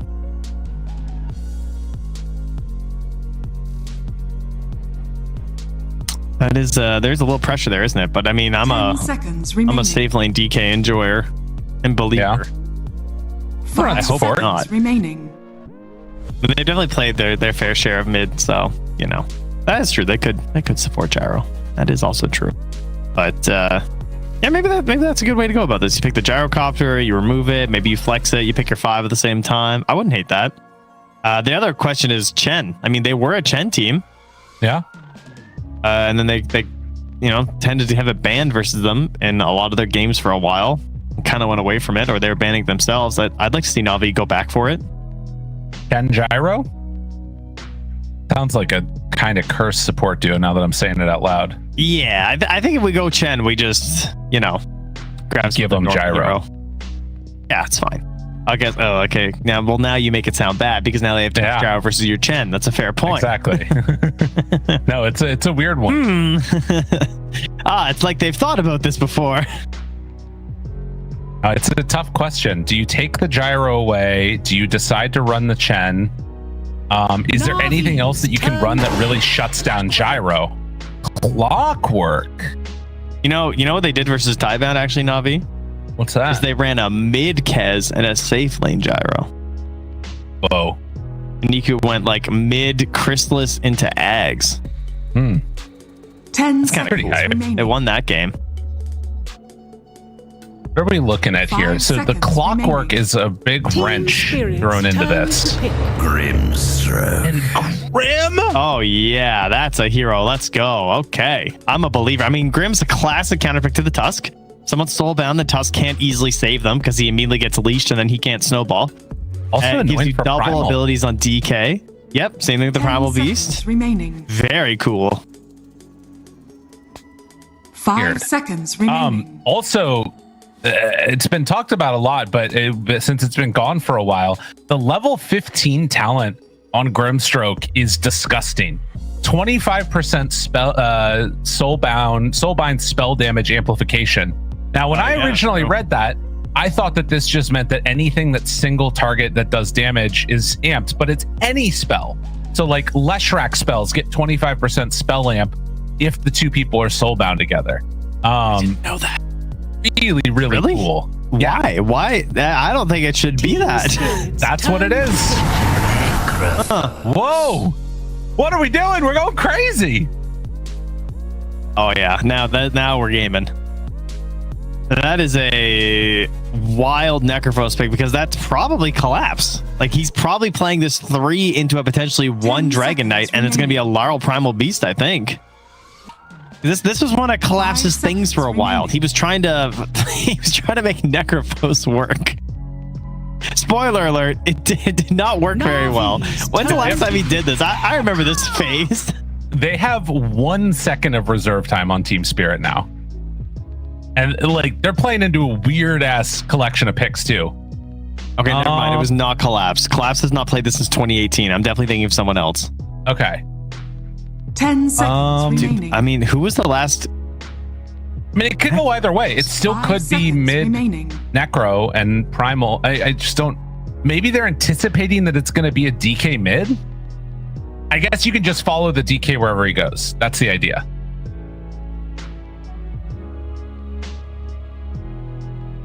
Man, I'm just more wondering where this is coming from.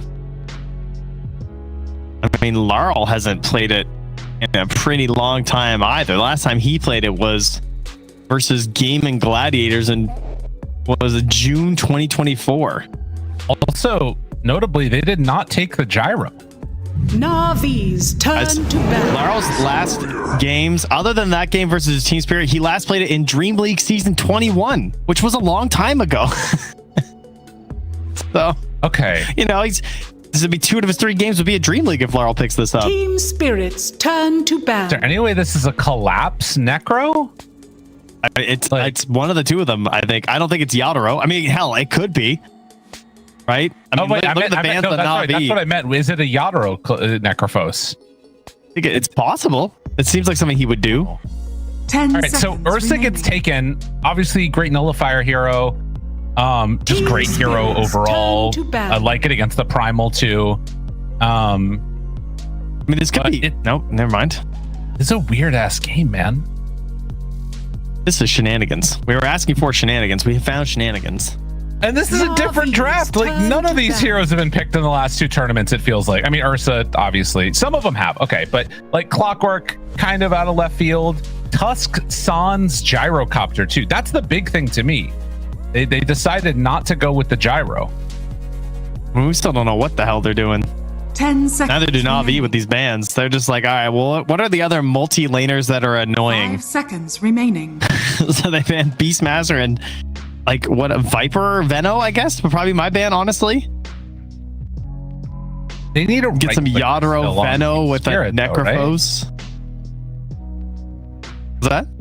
Don't they need a right clicker here out of their last pick? I actually think Veno's a legit Navi's ban. turn to pick. They go with the axe. So they're guessing it's Yadoro playing it, I think. With judging by those bans. Also, the Invoker and the Doom ban. So allowing for a PMA Dragon Knight potentially. The Invoker would have been 10 kind of cool. seconds remaining. 5 seconds I mean, remaining. what if you just like Zeus or something? Like, let's go crazy. Team Spirit's turn to pick. Queen. Oh, Okay. Queen of Pain. That's pretty safe. They're giggling. Look at them giggling on Na'Vi. Yeah. That does not look like a happy camper right there, though. Rue just like, what are we doing?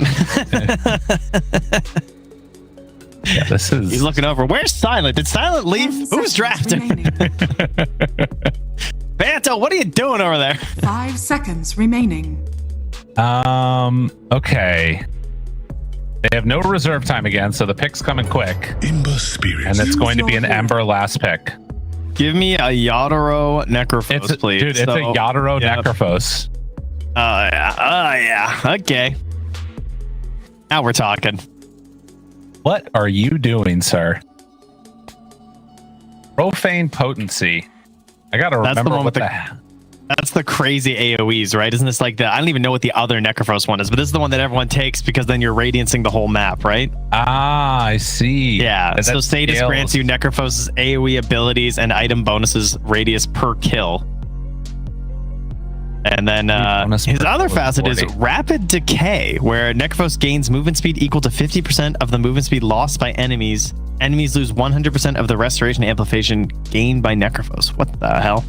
Yeah, Rapid Decay, I've never seen anyone use that one. So Riddy's getting a Soulbind off onto Yatoro will be pretty gross if Niku just comes in and Sonic Waves him, right? Because then you're getting a 25% spell amp on top of all the other spell amps that Quap gets. She's actually going Bondage first, so not going for the extra spell amp ability. Or maybe Blade Mail gaming. Interesting. Game number 2, Team Spirit, after a very stock and standard game 1 draft, do some crazy stuff here. Na'Vi also joining them in that world by taking the Grimstroke and Clockwork. Should be a good game. You know, my clockwork belief is that there's a world where hookup's broken and no one is using it. Okay. Facets. If you hit a hook shot near one of your allies, the cooldown goes down to like it's 75% of 30. You get refunded. So it's like it's like a 6-second cooldown on a hook shot. You have enough mana to do it? Yeah, it's only like 150 at max level. Clockwork's got mana. He's a smart boy. For battle. Smart enough. You buy mana items, it's fine. The master. All right, well, be ready as the hymn of despair comes. Or Navi, will Team Spirit take them down? Or will they be able to battle through the desolation of the Necrophos? Inspiration. You sound like you're about to ask where Muad'Dib is. Muad'Dib. They're coming for you. I do voices every now and then. Voices not very festive, you know. What do you mean? You don't sound very Christmassy. You sound like more. You missed your season. What's that one? Krampus. It's Krampus Christmas. Oh, that's a good one. Yeah. Is that the animated one that's like crazy good? No, Krampus is the horror one. Oh. Yeah. No, I was thinking of Claws. Oh, Claws. All right.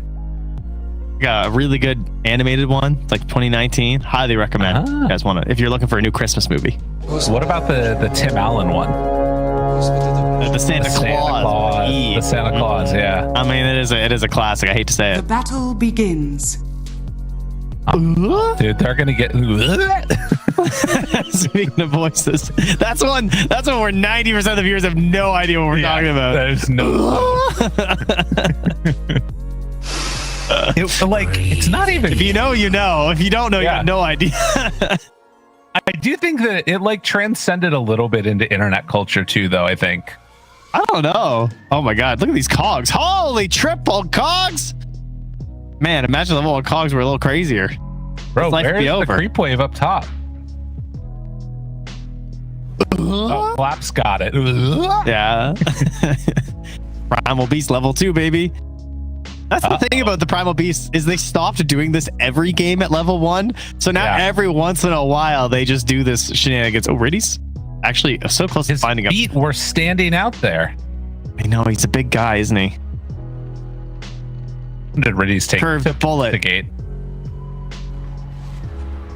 Oh no! Oh no!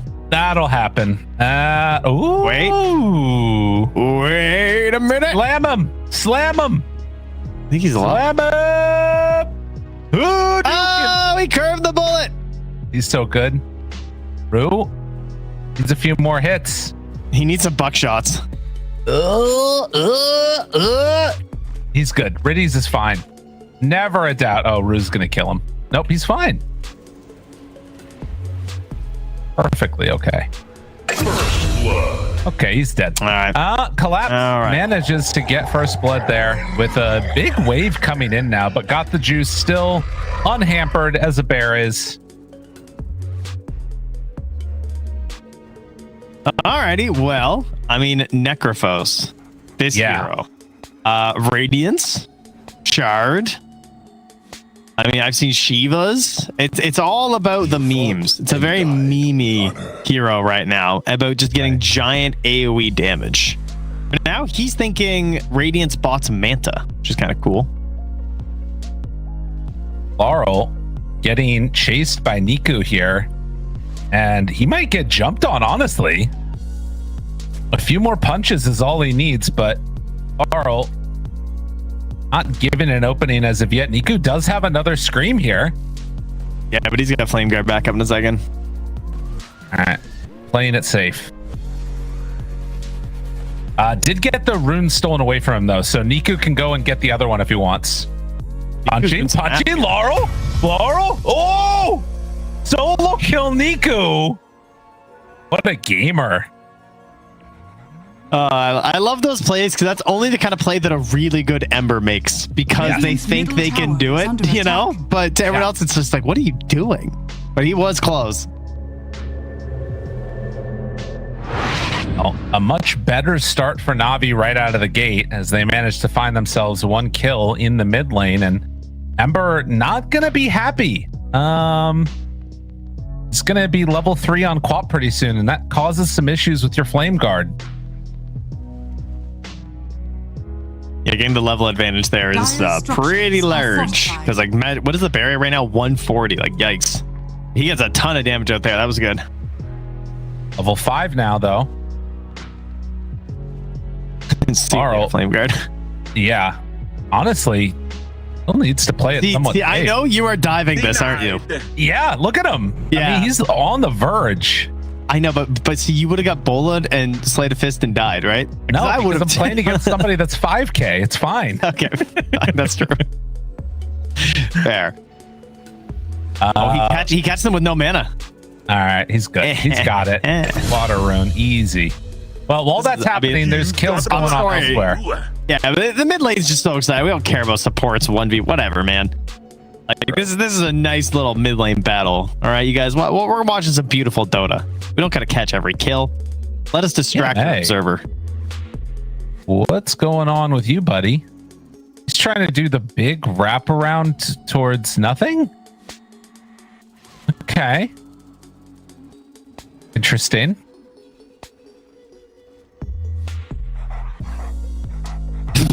I'm just watching him run in a big circle. I think he was worried about the Necrophos running him down with Panto and getting a shards block off, so he was just like, I'm not gonna die. Make sure he does not die. But then he can't get the next wave. Yeah. So it's just, it's a lot of running in a circle. But he's back for some creeps. It should be okay. Cool. Probably didn't feel very good though. And he's 2 points in the Heartstopper aura, which is a lot of damage. Oh yeah. Panto underneath tower, starting to die. Never mind, he's not dying at all. Instead, they're beating on Zayat, who has to run away. And is it going to be enough? A turn? Panto, it's fine. How does he? I mean, the boots, man. That's how. But geez, ups a little ward behind him as well. Then Zayat puts one right on top. Cool, cute. Well, up top, got the juice, able to juke away from the damage coming his direction from Rue. Scatterblast not going to connect. Also, a level 6 on Queen of Pain for Nico. Saving the point right now, depending upon what happens, and trying to get into position for this. Panto, the area, Flame Guard still up, Sonic Wave ready, throws it onto Panto, and does not have a snowball, so Zayat comes in for the finish. 2 points in Cogs action there. Laurel does get the top rune. It's an illusion. Rue was there to assist there with that as well. So lots of focus in the mid lane. Gives a little bit of space to Got the Juice, who is leading in terms of last hits. Him and Yadro just chilling at the top of the board. Both carries pretty much uncontested, really, in their lanes. No big fears of going down here. No.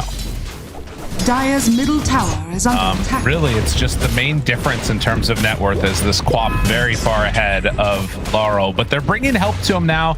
He also has level 6 as they have multiple heroes mid and get the pressure onto the tower. They're set up for it. And now an invasion for the Shrine of Na'Vi. As Got the Juice will run into Collapse now. Start to beat into him. They do have Inkswell. Damage is there, and Collapse dead. He's forced to do that trample. Oh wow, they got to kill Yadro at the same time. Jace, Panto, he has no Ghost Shroud. And Zayat gonna get out of there in time as the stun came from PMA, so they'll get both wisdoms. Niku makes the rotation. This is a great start for Na'Vi. Rue's cooking. The scatter, the blood. So close. Oh, okay. So yeah, so many interesting things there. First off, Collapse is kind of forced to try and get aggressive there because he can't win on, like, he needs 2 rounds of trample to like win that fight, and it was before Got the Juice was level 6 as well, so like, he can't enrage off the trample. So he's thinking, okay, maybe I can do this, but then he just gets silenced by Riddies, and it's like, shenanigans, I've been foiled. Then the bottom lane, Yadro is playing a very stable Necrophos where you're just trying to like spam out this Death Pulse, and he has no counterplay. He has no surprise. He has no Ghost Shroud. So like nothing ever changes when you fight him. You just know that he's gonna press Death Pulse every 6 seconds like an NPC. Like he's like an enemy that you're just fighting that you know what he's gonna do every time. So he doesn't actually have a choice as to how the fight's gonna go down. And he takes the level 6 into the scythe as well, so he still has no no ghost shroud they have to worry about. And then this whole idea as they do jump, yeah, maybe here. Barnes in it there. Good damage. Now Sonic Wave, Yatoro low. They kill off one on Rue, and now the Necro could still be in further trouble. Tries to get out of dodge, but the damage is there. They kill Panto. They don't even lose the Dragon Knight. What a play from Navi. They are cooking right now. Yeah, and that's a Necrovos problem, because if you have the damage in time and you get off the ult and the status starts pumping, then like the enemy can't come in on the fight, right? That's where this Necrovos hero looks really good, but they don't have quite enough damage right now to guarantee the scythe, so he doesn't chuck it. And I think back to the draft and how this all started. It started with an early Shadow Demon ban, right? Yeah. To try and open up the Primal Beast. And I think Team Spirit are just overcooking this idea of like, we can open up Primal Beast, we can ban the Shadow Demon. Who else does Shadow Demon fuck over? Necrophos. Because like everyone's banning the single target saves of Ringmaster and Shadow Demon as well. The Dispel as they take Zayats. This is some like overcooked crazy concept of like we just get Primal Beast Necrophos together. And now the other hero that can cause a lot of issues for Primal is Grimstroke. 3 points in the Inkswell, 1 in the Phantom's Embrace, and he's dead with Ursa. This is my other list of like underpicked heroes. Grimstroke's crazy. I mean, the problem is we just have so many broken supports right now. So I guess I understand why we missed out on some of them. But like this hero just feels crazy. Like I think if we get these nerfs to Jakiros and Shadow Demons and whatnot, this guy's gonna be right up there. Yeah, I mean, he might be able to dodge some of it. Niku will get a D ward there on mid just because people aren't picking him enough. But even just 1 point in Phantom's Embrace, like these heroes, these mids, Ember Spirit in particular, you're just done. And like, there isn't a great itemization. Yatoro is going to be vulnerable to Grimstroke this entire game, it feels like. Manta, I guess, will be some of the salvation there, but it's still not easy because you just can have your illusions hit him. And then, here, look, you go on him with Laurel, try and do some damage, still is going to get stunned. This is taking like, there's a long of time for a rotation. Yeah, right. It is really funny that you can just spirit the Primal Beast every time he's disarmed. That part's very funny. Yeah. Because it's what, 5 seconds, and it latches for 5 seconds. So he's disarmed for 5 seconds, it latches for 5 seconds, you get it back, it auto refreshes, so you just get to do 2 onto him guaranteed. Right. This is Team Spirit that we're talking about. This is a squad that has made things work even when things look quite bad in the laning phase. Navi is up 2k right now. Zayat's on the hunt, does have range for the hook shot. They get the Inkswell follow-up, and it'll be an easy bring down. Riddies is the one that actually gets the last touch there. Clockwork. This is why my hookup argument falls apart, though, because the thing that Clockwork is better at than any other position 5 in the entire game is just starting fights when you need to start a fight. You can't beat this guy, I mean, this is a flareless Clockwork who's just going to be targeting people in lane at this stage of the game where everyone knows the most gold on the map is in the lane. And so you're going to be there, and Clockwork is one of the few heroes that can punish you from so far away as a 5. You need to be careful about this combination too, though. Another round of hook shot ready. They're on to Laurel, trying to get away. That was close to him dying to the Phantom's Embrace. Niku? Spooky. Riddies is starting to max out Phantom's Embrace now. He took 3 points at Inkswell, and now is taking 2 at Embrace. That 3rd point is mega value. Yeah, that's crazy. Go to 9 attacks to destroy. Way better. Coin for me. I think right now, if I'm not mistaken, the illusions count like less. And so if he has Manta even, it won't solve the problem for Yatoro.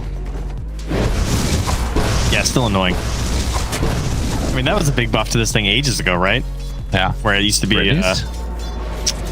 now it falls off if they become invisible or spell immune. So there you go. But no more invulnerable stuff. Going through to dodge. Spot Laurel there. And going to get out of trouble.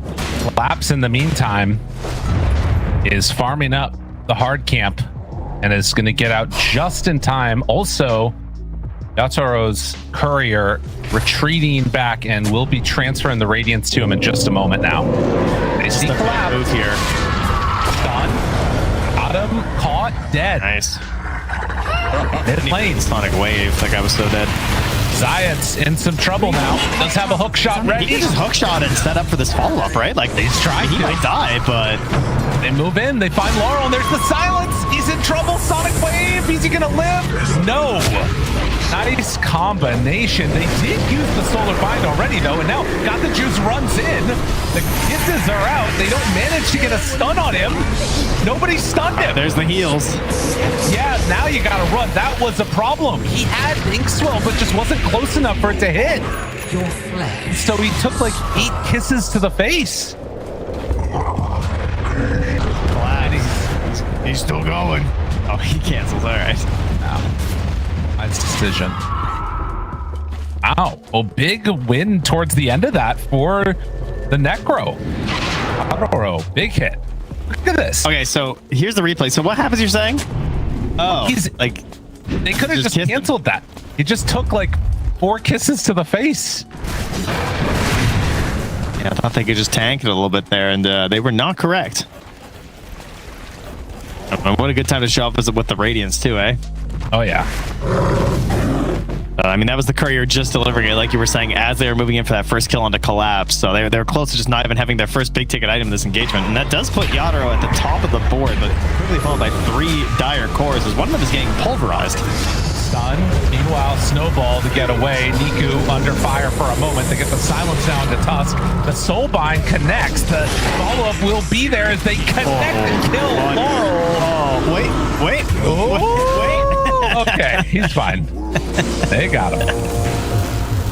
We had to dance your way out of that one, and that's going to give a blink dagger over to Got the Juice. So, Battle Fury into the blink. Yatoro is still farming like crazy, though, has his bots. Can join in, but I mean, he's gonna be counting on, I guess, like Collapse and Rue, really, right? Like they're gonna be looking for heroes on waves into stun, boots of travel, and then like follow-up Cookie to keep them chain stun for an ulti.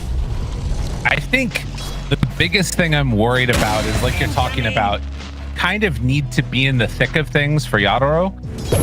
But I feel like a lot of these fights are gonna have are going to be dependent upon what happens with Soulbind. Because that's just like, it's hard lockdown for 3 of the heroes that don't have great answers to it in Collapse, in Laurel, and also in Panto. So like, if any 2 of those heroes get bound together, the fight feels impossible. Are scanning. Yeah, and we talked about this idea of the nullifier. Like we had the ban on the Shadow Demon, which opens up the pick to the Necrophos in the first place. But the nullifier is number 1, a really good item for Ursa, but it's also really good versus Primal Beast, not just Necrophos, which is kind of cool. Done. EMA in trouble. Now soulbound together. Coot throws out double dagger, but it is DK living. Okay. This is what they were trying to set up, right? Was this idea of Yatoro TPing in this follow-up free scythe, but he kind of needs like a blink or something to make that work, I feel. Now, trying to go on to Collapse as he's going to come through. They got him immediately. He's done as they chase down, punch, finish. Be the last. EMA, Meanwhile, kill. Up top, they almost got to go onto to Niku, but the range of initiation is just so small for Laurel. It's the same thing as happened to Niku last game, where I mean, you only have the first point of Sleight of Fist. It's just like sad. Yeah. You know what I've learned from this, Trent? What have you learned, buddy? It's still a really good hero. We need to see more of this guy. Dire's top tower has fallen. Yeah, he sure is. Radiant's bottom tower is under attack. I'm also enjoying seeing another one of these off-lane DKs. I feel like it does work with the right allies, and it just puts the stock up too. Yeah. As Rue kind of forced back here, it's not going to keep things going. It's working. But yeah, Ursa, I mean, he likes the Roche, and we're kind of at that point, right? 18 to 20 minutes. You think about Roche, you think about Tormentor, the one to secure the other. Team Spirit starting to ward up around that area. I also think, though, that they don't have to push the tempo too much if they don't want to, because I feel like Navi's draft still scales very well. Yeah, it's not really necessary, but I also think they should like win that engagement. I feel like Roche is kind of theirs. If I look at their heroes, you know, you got levels and flare now. You're feeling pretty good. Yeah, that's true. But all it takes is one good scythe, and the sadist starts pumping. And everybody does dead after that. But Oro is not trying to get involved right now, it feels like. Potential beginning to an engagement here. Weird got the juice. Panto shows for a moment. They realize he's over there. Doesn't look like it. So Navi back out and not actually going in for the Roche again. I guess they're waiting for it to switch sides is the other thing. And maybe get Tormentor first. They're kind of making a move up here. They have good wards. They're going to run into Collapse.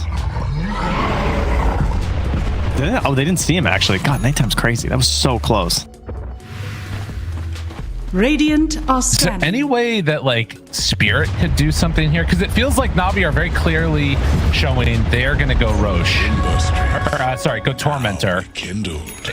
I feel like you can't really Roche themselves on Team Spirit. I think you could go for the Tormentor fight. Okay. You know, I mean, depending on what your vision says. Like if you see Ursa like on the wave bottom, you know. Yeah. Oh, or DK mid here. This would be good. They have blink grab. I think they just go on this. Oh, you thought. Oh, Collapse. What? I praise you so much, brother. You got had there. I mean, I think that was completely coincidental. Dire's middle tower That is feels- under attack. Don't do that to our dog, PMA. That was reaction. Okay. He was flicking like he's in a game of CS2. I think you if know how look, these guys are. They're all playing CS2 after every game. he might have blinked before the jump happened for Primal. Oh, I don't know. That's just your time warp. That's just time just how dilation. good he The is. Faceless Void last game. Yeah, he's so good. He's got He rollback anticipated netcode. it. I see. All right, we're 600 away from Manta for the Necro.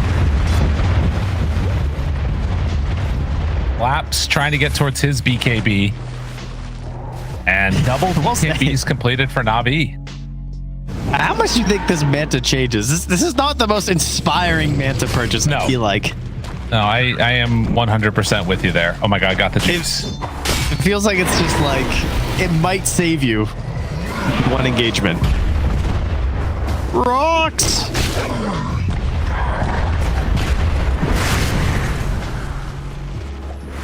Well, a very minor lead at the moment for Navi, but they are, I think they just have better heroes. If we're going to be honest about it. What do you mean? I don't know. I would rather have Ursa than Necrophos in every game of Dota.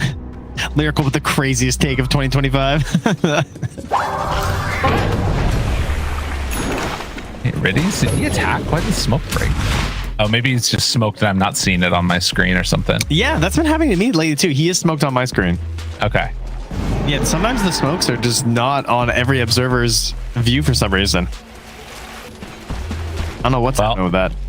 This tier, I mean, this is the thing, right? Like Navi's Radiant's right here, middle tower it is feels under like attack. they should have a bigger control over this game, but like they hadn't taken the tier 1 tower mid. Dire's top Now tower they're going to is go under and clean this attack. stuff Middle up tower and has probably fallen. just get a free Roche for themselves, but it is giving a lot of time for Team Spirit just to continue to farm up.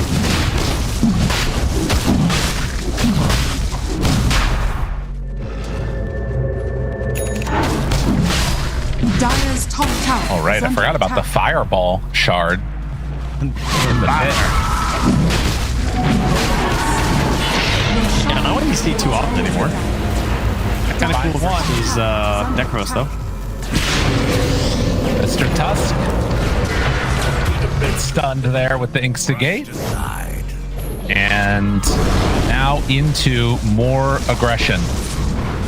The other thing is that like this is what's great about having DK offlane is that like you can kind of have these other scaling heroes, and then if PMA needs to, he can be the one hitting the tower.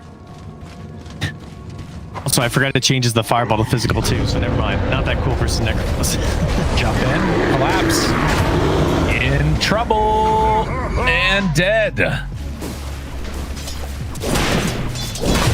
Picking him apart. Stun.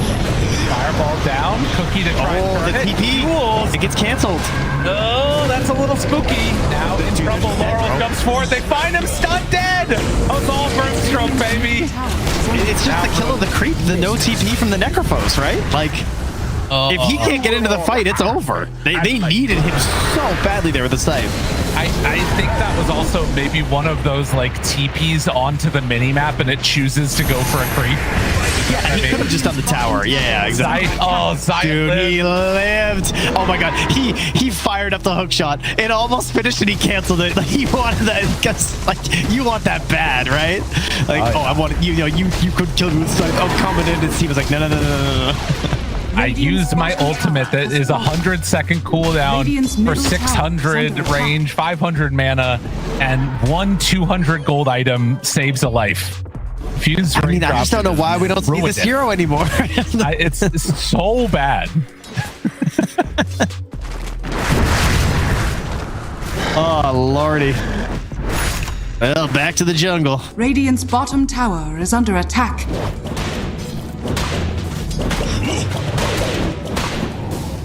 And Yadro really does want to emulate Ame, doesn't he? He does.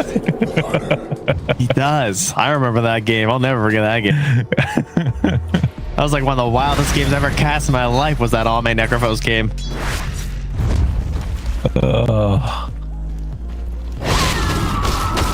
9-21, and Team Spirit trying to get anything working for themselves here.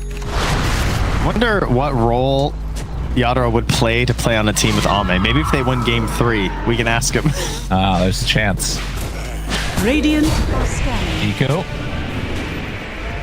gets away. Now, jump. He's nullified. But the slowdown. Okay, maybe this actually could. Ooh, Soulbind. Oh, they pull him in. He's still going through and it works. Never mind. It's not looking like it's going to work. PMA trying to get away. They get the Reaper's back out. It is enough to kill off Niku. Now the turn. Zayas is there, but Yadro, he's big now. He's strong. The Sadist is working for him. Got the juices, forced to blink out, and Zayas trying to escape from this, but no more cogs means that is a dead hero. There it is. All right. It just takes one scythe, one scythe to connect, and it starts cooking.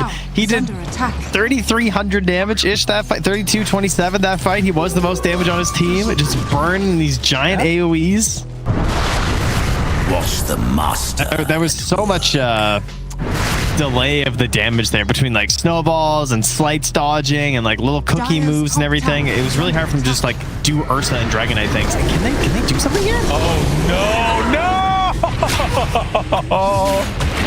Oh my goodness! And now Panto wants them too. Fourth step, and he's gonna try to kill him. I think so. Oh, okay, all right. Dodge the rocks. Dodge the rocks. My guys are playing Agnum's Labyrinth. Nobody knows what that is anymore, Trent. It's over.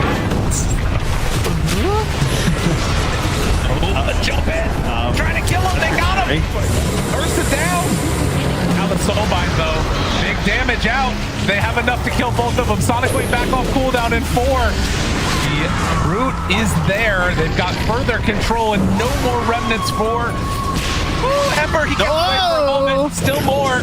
A few more hits is all they need to take down this guy. Curve the bullet. Riddy's curve the bullet. Riddy's. He's moving. They got him. And now the stun, the silence, the buyback. Now trying to find Niku. Riddy's is finishing off Rue here, solo killing him on this Phantom. And now with Brimstroke coming back in. Another Phantom. Yeah, he got it. The chase down is there. Brimstroke too strong. Yadro's going to come and try and clean up here and will take down the Grimstroke, but he did his damage. Dude, he was holding the Stroke of Fate for so long. I wanted to lose my mind, but he just had no mana. That's why he didn't do it. He was like, I don't know if I can get the kill for sure, so I'm just going to hold on to it. And eventually it works out because he gets so much done, but it's that very lack of mana at the end that he can't get a glimmer out of there. Where did we start there? We killed Yadro. Yeah. And we ended with 7 more kills after that. Sorry, 8 actually, with the dieback of Laurel. whose game is now in the dumpster. Yeah, he is in Broketown, USA. Oh man. I mean, these two teams are just having a great time. I can tell you that much. This is, totally. It might be a little stressful. This is a pretty fun Dota. Navi definitely are feeling to me still like the favorites based upon the way that this game has gone and their ease of execution. It's interesting though, because for Team Spirit, it like is a very simple strat at the end. Get a kill with Reaper Scythe, and then you probably win the fight. The problem is it's really hard to get that kill. It's not an easy thing at all. And also, if Necrovos dies first, GG. Yes. There is no fight. Yeah. Super GG. Like, your Ember has sacked everything at this point. And then Collapse is a beast. And he's going to try and get to the eggs. And the break's pretty good this game as well. So that might be something. Maybe they can like take down PMA before he's really annoying. But it's a tall order. As the first part of the Shivas picked up here for Yadro. He's got himself the Death Seeker. He's pretty sneaky.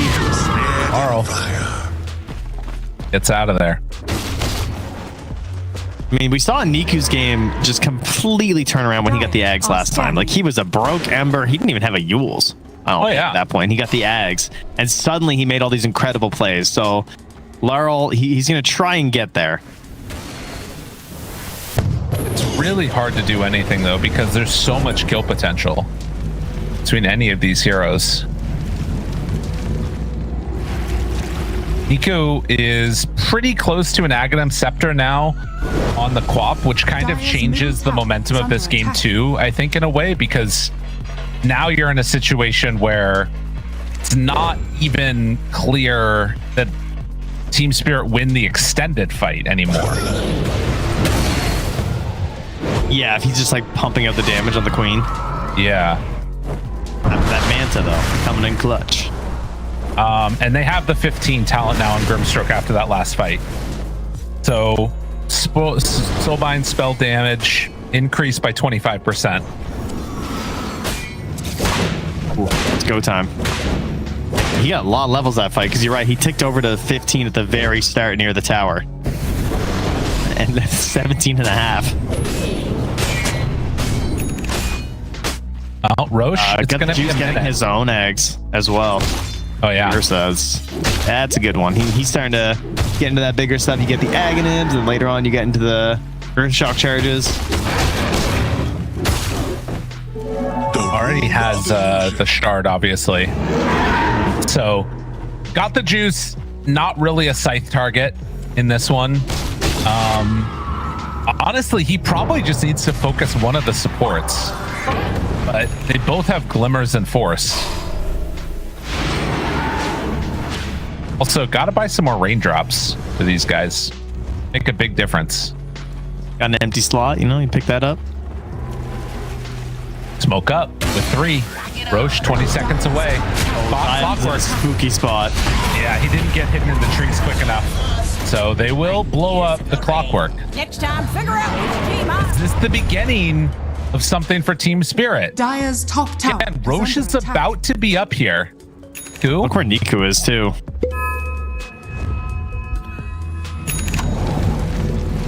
Gonna smoke up with DK and Grim. So Navi, I mean, if Ursa jumps in, he just has Nullifier. So it's the DK stun. The Mage Slayer versus the Necrophos too. We have to keep an eye on that debuff. That could be massive. They see him. Here we go. X-Mall in. Jump forward, stun, done. Is he dead yet? No, not quite. Now the jump on Anika with a save. He gets the BKB off.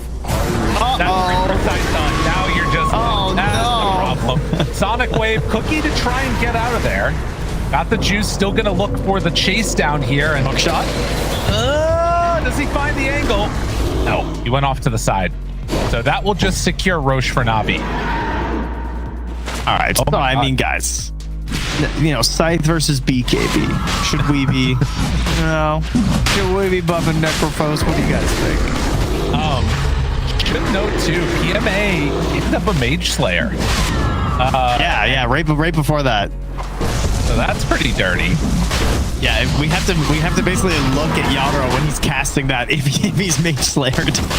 Well, even if he casts it, like the duration of time between when it like casts and when it hits, he might still, you know, end up being able to get a hit off potentially. Arl, let's have a remnant out. I'd still not be able to find him with any flare action. That really is the plight of the Necrophos gamers and why they're going extinct, is that it's not even the counterpick problems. It really is, there's so much itemization that just blows you up. And it feels like it should, like, after they took away the, you know, respawn additional things and everything else, it feels the no buyback. Yeah, like all of that. They took away everything and they kept just the rest of it the same. And now it's just like you can't do anything. Yeah, I think they tried to make it so it's a self buff rather than a make everyone else feel awful. Yeah. So maybe it just needs to be stronger. Like, let's give him indestructible. You know, we've been playing some Magic, so like, there you go. You know, Necrophos gets a kill, he's indestructible for 3 seconds after a good save. I don't think that matters because he still can't get a kill. Like that's the problem that he's been having recently. Radiant are scanning. Oh, it's rough, man. Well, he's almost at 25 at Dire's least. top tower is under attack. Find the illusions, can't do anything else there. Now they spot Rue, slowed down by the dagger. Iku out, stunned there, turn, pulverized. How much do they have in the tank? Sonic Wave, but they're already dropped down, taking so much the damage. double nullify. And he's gone. Now the silence control. Hook shot, not going to be enough. Collapse runs back in like a madman. Does some good damage, but it's not enough. That might just be the dream, dude. Like, Soulbind Nullifier on Necrophos Primal Beast. That's just, I mean, that's just ending. And they got silenced by Phantom's Embrace too, I think. Oh, that was after, never mind. That's just gross. That is just some gross stuff. Why did they pick Necro? Why did they not pick Necro last? The big brain cannot be understood sometimes, you know? I don't know, man. That's crazy. You see the Radiant's replay here, middle just tower is under attack. everything looking bad for Team Spirit. We're all just like, oh my god, I'm alive. How am I alive? Radiant's middle tower has fallen. Radiant's top tower is Well. under attack. A interesting situation at the moment. Team Spirit being brought down low by Na'Vi Radiant's top and tower on the has fallen. verge of taking game number 2 in this series. They're really showing up at this tournament so far on Na'Vi. Radiant's top tower is under attack. I just gotta lock it down, and another nullifier picked up here. So again, identifying the problem, just saying we just gotta deal with the Necrophos and life's good. And Gato's solution currently is thinking like maybe I'll get a Lincoln's because he feels like BKB just isn't the way he can win a fight. He's thinking like if I buy a BKB, like my hero doesn't exist in a 9 seconds down to a 6-second window. I need long fight. But I don't know if there's multiple nullifiers. I don't know if a Lincoln's is going to be enough. There's also so much stuff that breaks Lincolns in this game. They got 4 staffs. They got everything. But we'll see how it goes. Team Spirit in the meantime just trying to farm up, get that next set of neutral items. If that provides some salvation for him. At the moment it's looking pretty bleak.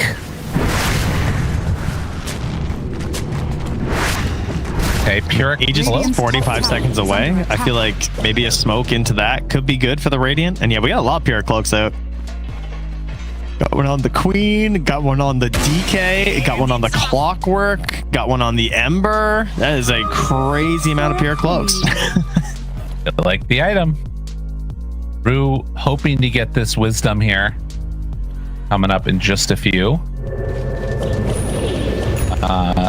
minutes, I mean. Did my math wrong.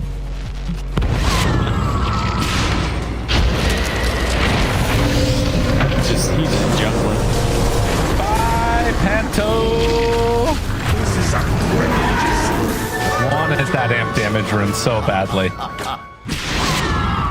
As the Aegis expires, Na'Vi opting to push with that Aegis, instead just taking complete map control, building up their lead. They see Yadaro. Oh, how quickly can he get out of here, buddy? They got him chased. Hook shots in. Live pulls him. He's low. Is he gonna fall? Meanwhile, the control there collapsed right on top of him, doing damage to Niku. Now they are potentially in further trouble. Chase anymore? In trouble, Nico dead. Oh, overplayed your hand, buddy. And now they're thinking about a potential chase here. It's like they gotta find something. The turn onto him though. Get out of there, Yadro. You don't want to be there anymore. And now Riddies is on the Laurel. He gets the silence out. Nullified dead. Just when it was starting to look okay for Team Spirit. I mean, is there a like chance that happens? Did he able to buy back here? I don't think they have the damage. Oh. Yeah, I mean, they had to try, right? I think that's the correct move, to try and get back out there and find something. A little bit of a lack of synergy between Cogs and the Scream. Just like the Sonic Wave, rather like pushing him a little bit too far away on Yadro. Quite give the chain stun for the free kill right off the bat. They punish hard. That was nice. Laps is running away. Radiant's middle tower It's is a under little attack. chase down from Zayats. Doesn't look like he's going to be able to catch him there. In the meantime, DK is just Radiant's middle hitting tower high is under ground attack. in dragon form. Is now going to back out. The big bear, man.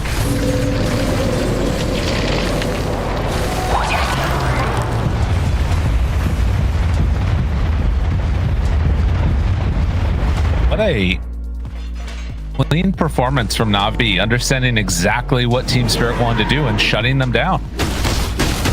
Yeah, and I think Radiant are scanning. you know, they busted out this Necrophos, but I think the other hero pick this game is the Grimstroke. I feel like Radius has been really good on it. Yeah. Like he understands the value of the Phantom's Embrace. I mean, he's a master tier Grimstroke, which is pretty unusual. So he definitely likes this hero a lot. And with the Hex done, it makes these fights even easier for him. Yeah, this is turbo mode Grimstroke. Yeah. I mean, and that's how you can tell somebody's really a Grimstroke. They're not going for the Ags that often. They're getting those other utility items. Yeah, not crazy this game either, is it? I mean, they got a Necrophos carry. I'm not getting the Ags. Ooh, the rarely seen no shard tormentor. 455 each. Very good. Value. Now, an Aether Lens, so even more range for Grim. What else? Dire are Got scanning. like work towards a Lotus Orb on the Clockwork.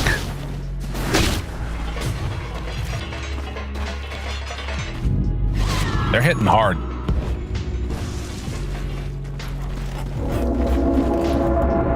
Man, his cast range is wild with Aether Lens. Yeah, that's very good. I thought maybe he had like the bonus too, but yeah, he can just he'll be just fine.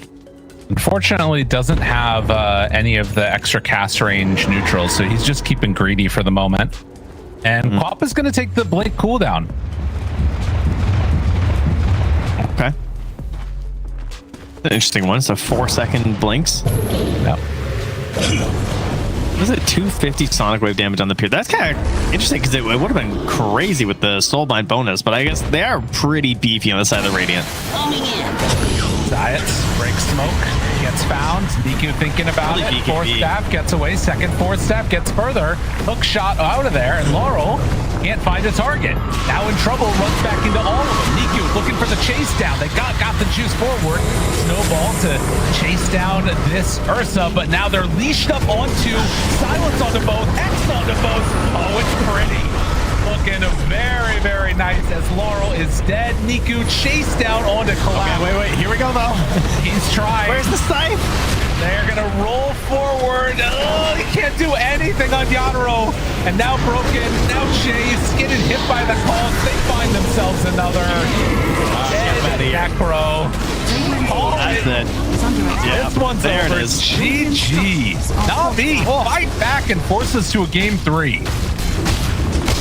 Oh, they were a bit too necrophos for their britches in this game, I'd have to say. Lyrical, as Niku's going to stand up, smiling at Zayat's little fist bump, saying, nobody picks necrophos and these trash heroes and beats Na'Vi, okay? You won't respect us and you'll pick something real. I mean,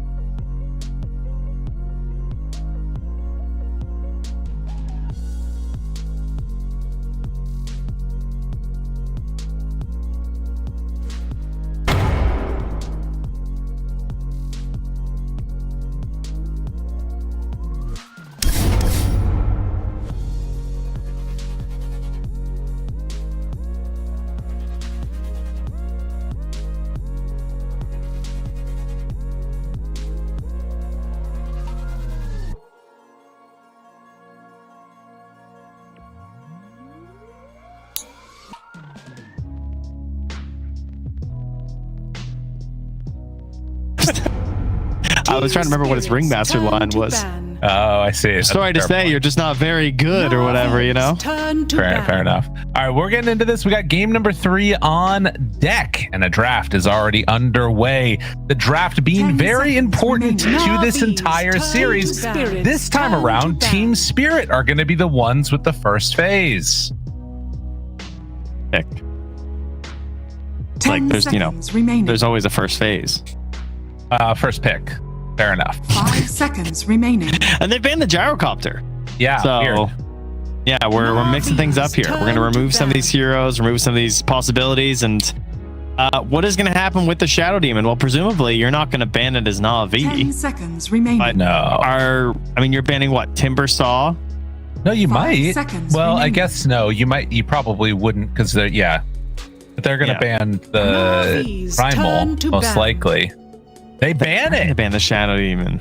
Wait, what? Team Spirit. Did they change their turn first to ban. phase? They banned Are the they Shadow confused? and the Timber. I mean, here's the thing. Shadow Demon is still a really good hero. 10 seconds Right, remaining. and if they take the Shadow Demon, we still haven't seen that Na'vi really want to. I pick guess that's or true. necessarily ban the Primal.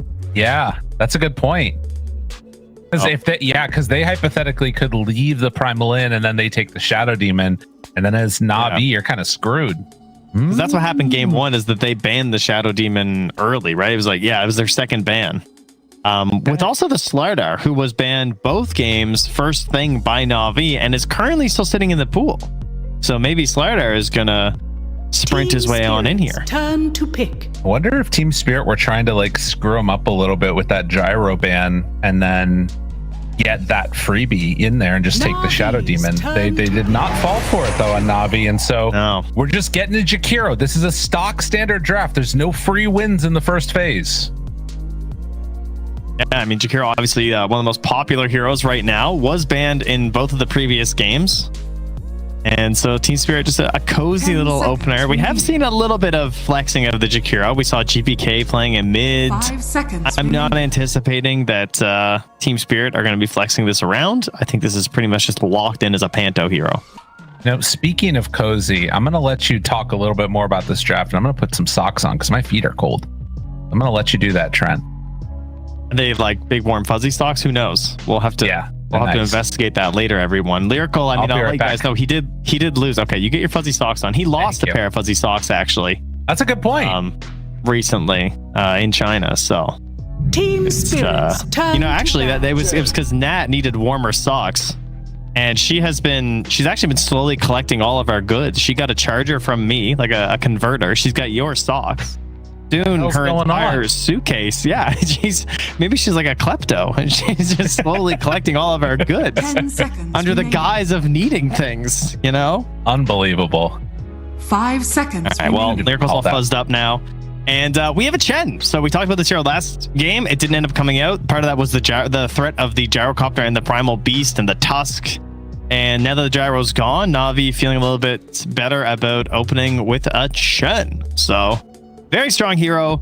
Can be played in the safe lane, can go into the off lane as the position 4 support, and can also tip the scales in the mid 1v1 battle by sending in that very annoying mana burning creep. So there's a lot of things you have to consider when there's a Chen in the draft. It's true. A lot to watch for, and Team Spirit, as has been the case so far, have been going consistently through a lot of their reserve time in these early phases, figuring out what they want to ban. It feels like Na'vi are presenting them with some challenging Team drafts a little bit Spirit's here. turn to ban. Take the quap out. I figured out what Chen needs actually. Because I was thinking to myself, like, why don't I enjoy playing Chen? Because I like micro. I like the idea of like always having things to do.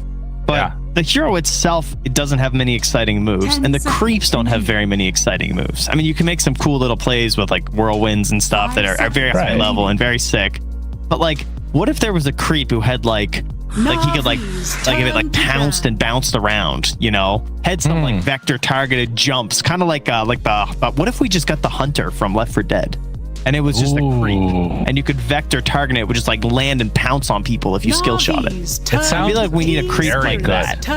The problem is the helm is too good for us to get something like that, unfortunately. Yeah, I think so too. Because then everybody. We gets need a into creep that. that's funner to play, and that would help the Chen improvement. problem is that, like, you think if you do any of that stuff, people just complain, because then you get that creep in like every game and people get mad about it. But whatever, it doesn't matter. 5 seconds. Because you can ban annoying enough. heroes. You can't ban an annoying creep, can you? Unless you buy Midas. Oh, and then everyone's buying Midas. Okay, never mind. Yes, dude, there's so many problems. Yeah. Well, no, because if it's helmet's fine. If it's helmet's fine, because it's a creep hero then. But that's worse. That's true. That is worse. You know? Yeah, Mars. I was wondering if we were going to see a Lesh come out. They still might take it on Team Spirit with Quap now banned and ABBA. It feels like kind of a cool game for it. Man, but look at how much talking is going on. And again, they're almost out of reserve time for Team Spirit. Yeah, this is the spending all our time to set up for our last pick of this phase. Right. It's like, what do we want right now? Like, okay, we go this and this, but then what are we doing? Sure. We get a third game in a row of the Primal Beast. I mean, that doesn't feel good. No, like the Ringmaster's still in. I mean, the Grimstroke's still in.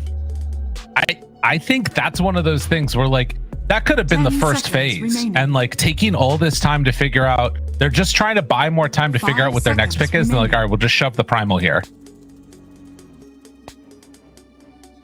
In theory, you should probably be taking your carry.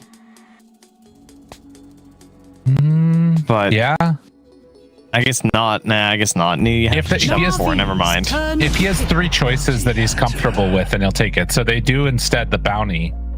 I mean, you can't really reveal your carry here because, like, you need to see 2 and then you're going to reveal it probably. But right, it's just like you already know you're going into a Mars and you're good chance it's going to be the Chen.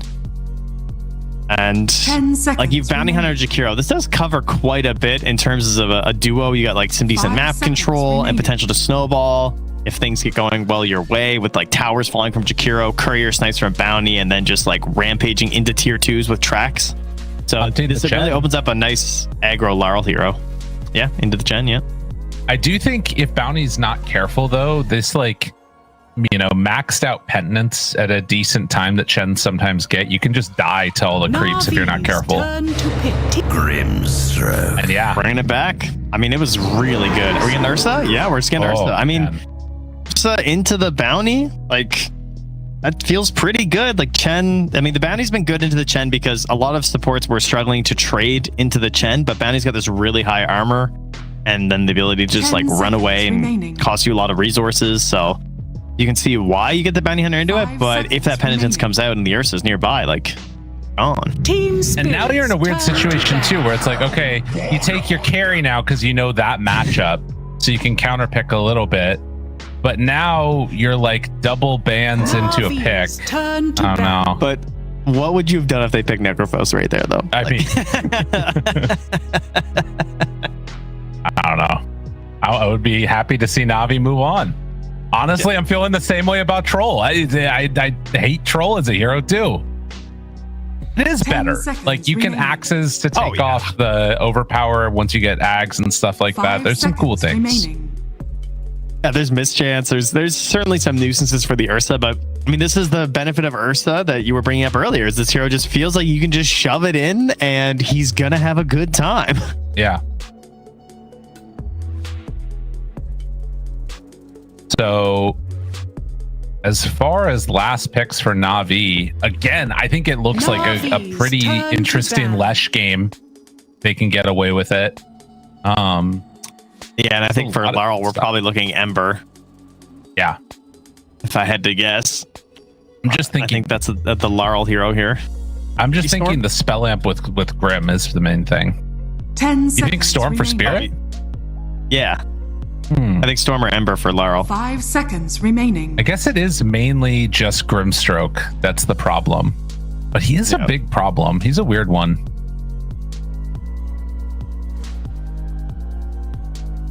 Being leashed sucks, man.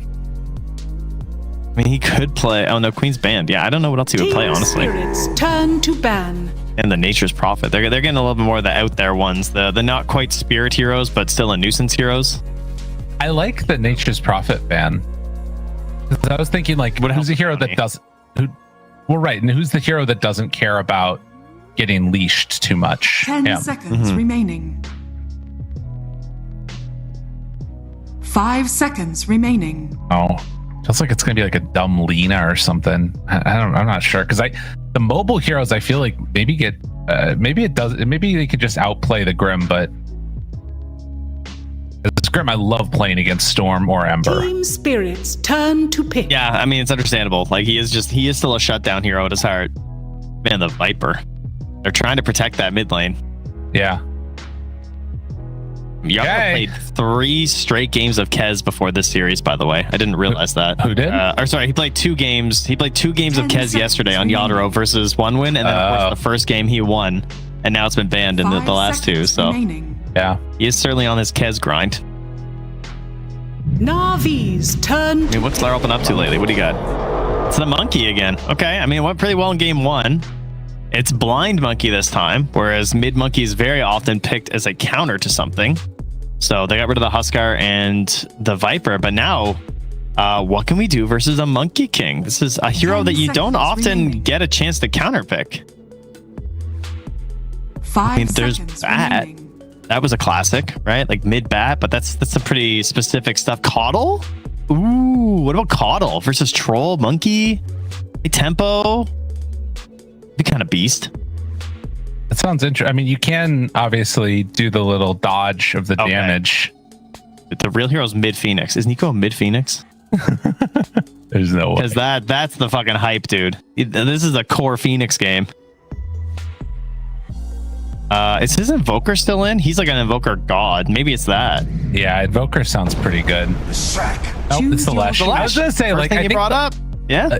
It's like the only thing that's weird about it is that BKB, you can maybe stand your ground later as Laurel, but I don't know. I think it's a good Lesh game. Very interesting.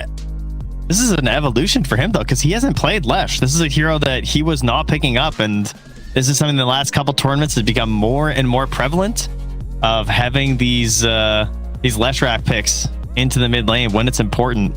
He last played it 3 months ago, and in competitive history, in terms of like real, like actual competitive games, he's basically got 4 games of Lesh rack ever. It's a good game for it. The monkey changing of the guard is a bit of an issue. That could be a problem with these Diabolic Edicts, but we'll see how it goes. Game 3, Na'Vi, this would be a huge upset. They were ranked in the top, or actually, no, they were ranked in the bottom of the field, the very top of the bottom, but they were still in the bottom half. And if they could make an upset happen against Team Spirit, suddenly Team Spirit is going to be probably like facing some stiff competition in their early matches. We'll see how it goes. Yeah, we mentioned this earlier, but so far they're the only upset in terms of like seeding that we've had, and I'm just looking through the games that have happened today, and I'm not seeing any other ones. Were they all 2-0s, by the way, or are there any other games that are on, or is it just us here? Falcons did 2-0 Mouse. Okay. So that would be expected. I mean, close, obviously. Mouse has been looking fire, but in terms of seeding, Falcons still would have been above them. And I think we're the only 1-1 by the looks of it here. All right, well, let's get into this game. Game of this as we are getting into the hype music, Trent. Aurora and 1win are also at 1-1, dude. Aurora are struggling. That team is just, my goodness. The disband is going to be hype. Na'Vi is sent that team down to the lower bracket, and it is feeling bad. Should we call it lower bracket? What do we call the Swiss like losses? Well, I was gonna say it's like the stinky cheese, but like stinky cheese is good cheese. So really, it's like the non-smelly cheese. Like the stinky cheese is when you're winning your games. So they're like on the cheddar size, and we're on like the camembert size of this bracket. You know, got the juice. Trying to not get cheesed as he is ran at and not gonna be able to do anything extra there. Rue runs in. They're going to try and chase after Zayat, who gets hit by the Boundless. The slowdown is there, but he's so quick, and Riddies keeps him at bay. So Na'Vi, looks like they're only going to get 2. Okay, they'll get 2 still, though. You know what cheese gets way too much hate is just straight up cheddar. Yeah. I don't think Like, I mean, it is just, well, I mean, it's like the backbone of North American cheese, right? Like, we just got cheddar cheese on everything. Oh, yeah. But like globally, I feel like people like, they scoff at it. They scoff at cheddar. But I'm sorry, I've had the world's cheese. They're all fine and stuff, but cheddar is fantastic. Like, you get an Applewood smoked cheddar, like, I'm sorry. That hangs with the best of the cheese. It's easily S tier. Take that, Zayats. Oh, he's gonna do it again. He's gonna do it again. Ah! Lose all your mana. I'm sorry. Do you want to go bottom? Mana. Oh, that was awesome. I love that. His whole mana pool gets disrupted there. That's not something I've seen before. That was good. Zayats leaves his creep up top here.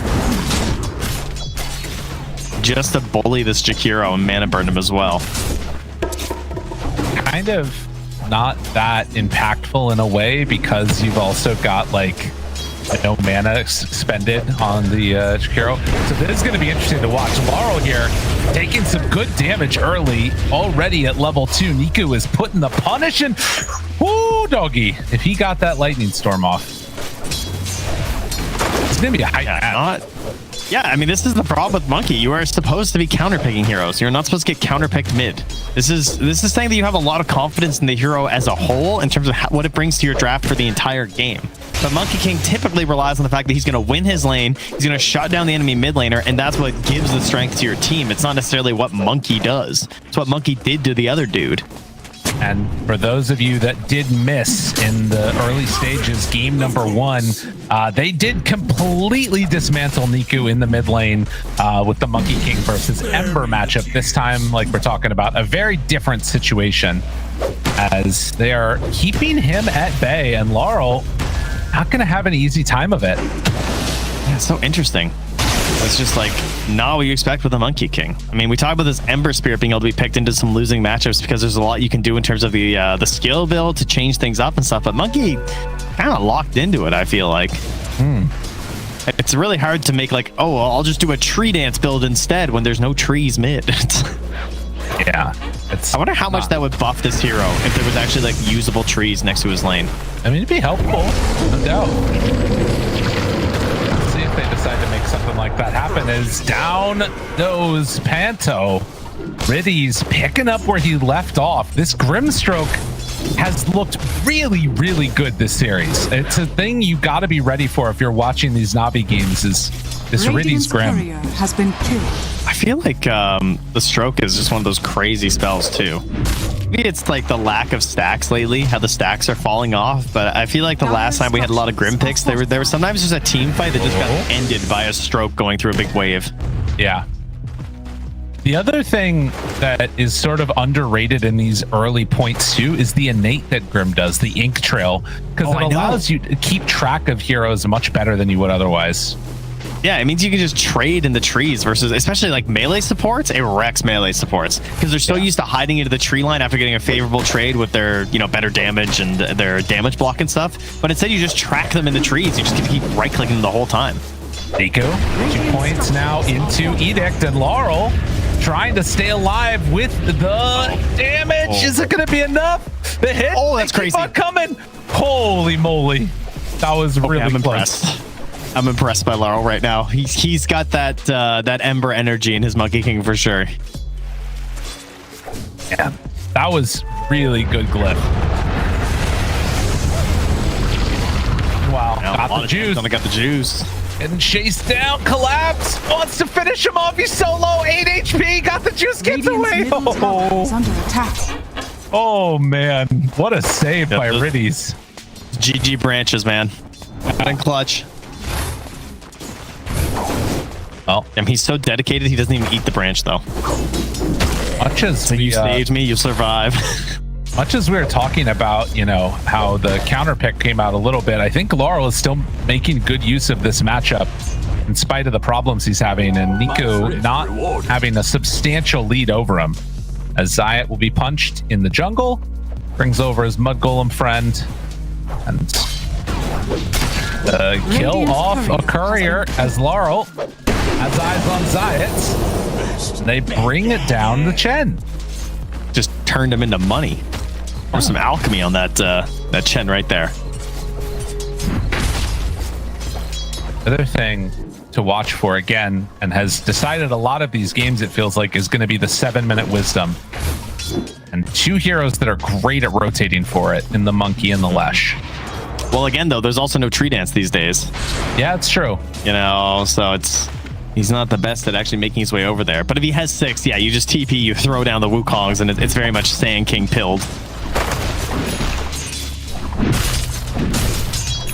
Arl almost at that level 6. Now there for Niku, and deciding I'm going to get aggro. Laurel in some trouble. Needs some more damage and dodges away. Gets the tree dance point. Oh, and he gets out. And now the TP rotation. Pento and Rue are there. Oh, Niku. Radiant's and then bodied. Laurel. What a player. You played yourself. Yeah, that was sick. To take the level 6 point in the tree dance was beautiful. You're giving up a potential like shrine play or something, but like very, very much worth it. Costly rotations from the supports, but there's no punish on the side lanes. Just a really solid play. Now, Zayat does decide to commit for this side of the map to like get down a good ward and try and set himself up for this. But Lesh now on mid, gonna get jumped upon. How much damage does he have before he falls? That's bad. That's bad. Oh man, that's so good. Actually, they try and like jump on collapse up top at the same time, but there's just no way. All right, so are you feeling pressured as Na'Vi to run at this Shrine of the Wisdom right now? It looks like they are. Yeah. So at the same time, though, Spirit are moving in towards Zayat. They've got 12 seconds to get here. The golems are coming out. The Creed, like he knows. He's like, there he is. Yep. The rock. Bang. Gotta try and stop it. Zayat is now in trouble. So Zayat is dead. On the other side, though, what can they do? Riddies tries to stop it. Yadro TPs. They get them both. Oh, it's too good. No. PMA made the move. Oh, he did it. He got it. Saved it. Oh, thank goodness, PMA. He waited until Laurel charged it up, and then he speared him out so that he could get it. He's probably dead, though. Shark and toss. I mean, there's no. Yeah, they got him. Yeah, you're dead. All right, so I mean, he got the shrine, but it's a Pyrrhic victory on this one. As you get the replay here, so yeah, so he basically Zayat just tanks it. He runs down with his creeps. Teammate waits a little bit. Laurel was smart because he stood off it, right? He only charged a little bit, then he stood off. He's like, okay, I see what this thing is gonna try and do, but the spear was just far enough that he could still lock it down. Back in the real game, Got the Juice is getting trampled upon and is dead. He just got pulverized into Onslaught, into a little help there from Laurel, and they are tipping out of control right now. Panto, you're crazy, brother. Yeah, you can't go down to the river. Not what you want to see for Team Spirit. So Na'Vi, after losing out across the map a little bit here, do manage to pull something back a little bit into their favor. Now Laurel going on to Zayat. Niku's making the move over though. How much mana does he have? Is it going to be enough? He doesn't have Diamond kicked out. Laurel surviving through this. Got the juice. They try and chase him down. They will find Rue. So Rue falls, but they're going to lose Niku. Did not have Diabolic Edict back. Gets punished heavily, but Riddies with the slowdown on Laurel, they kill Zayat. They kill Riddies. Damn. Laurel is crushing it right now, man. Oh my god, this Monkey King is crazy. Again, this is not a last pick Monkey King. This guy got counter-picked mid by a Leshrac. Still won his lane with the help of some supports and a crazy level 6 take on the tree dance, and now is dominating this game 4-0-3. I mean, you're right though, it was the lack of mana on the Edict. Like, they were so close to turning that and killing Laurel, and then both of the supports live, and now Collapse though, he's still hung around. He's got ulti. He does have Enrage on the Ursa, but it's not quite going to matter. And Yadro dies though. Niku getting some return. They managed to bring down the troll, and it's like immeasurably important kill. Like they're getting something on the map from Na'Vi. Collapse is a huge dude. He's a blink. He has a blink and 100 gold. Yeah, he's a monster. Do you even buy the blink at this point? You just it's so early. Is under attack. I'm not sure. Get the Midas. It calls to you. It does feel very weird this game. I mean, the ability to turn Niku around, there's part of me that almost wonders if like just Blade Mail early would be even better. But he's not even thinking about Blade Mail. So Just wanting to go exactly. BKB. I mean, it would be a really cool Blade Mail game, to be honest. Just to shut down one of these Leshraks, but he's going to get his blink. I mean, oh, that's easy peasy, isn't it? Bring him down. Dire are scanning. Stun into a troll roots. Fast tempo game so far. 3,000 gold lead for Team Spirit, but it's a haste run on Niku. Rue there to break the smoke. Now they have an idea of where he's at. Needs to be careful with his movements. They find the bounty, will kill him. Now needs to get away from Laurel. The jump, pulverized is there. Silence to get Niku away. He's going to heal back up. They've already dropped the Monkey King ulti. And come back in with another edict. Now there's also... Yeah, that blink on collapse makes things a little bit spicy. You would have loved to get something more there from Navi. Yeah, but I mean, considering the bounty popped their smoke and that could have been a full-on disaster, I think this is relatively okay. God, the juice is still sticking around though, just trying to farm this one camp, which is pretty spooky.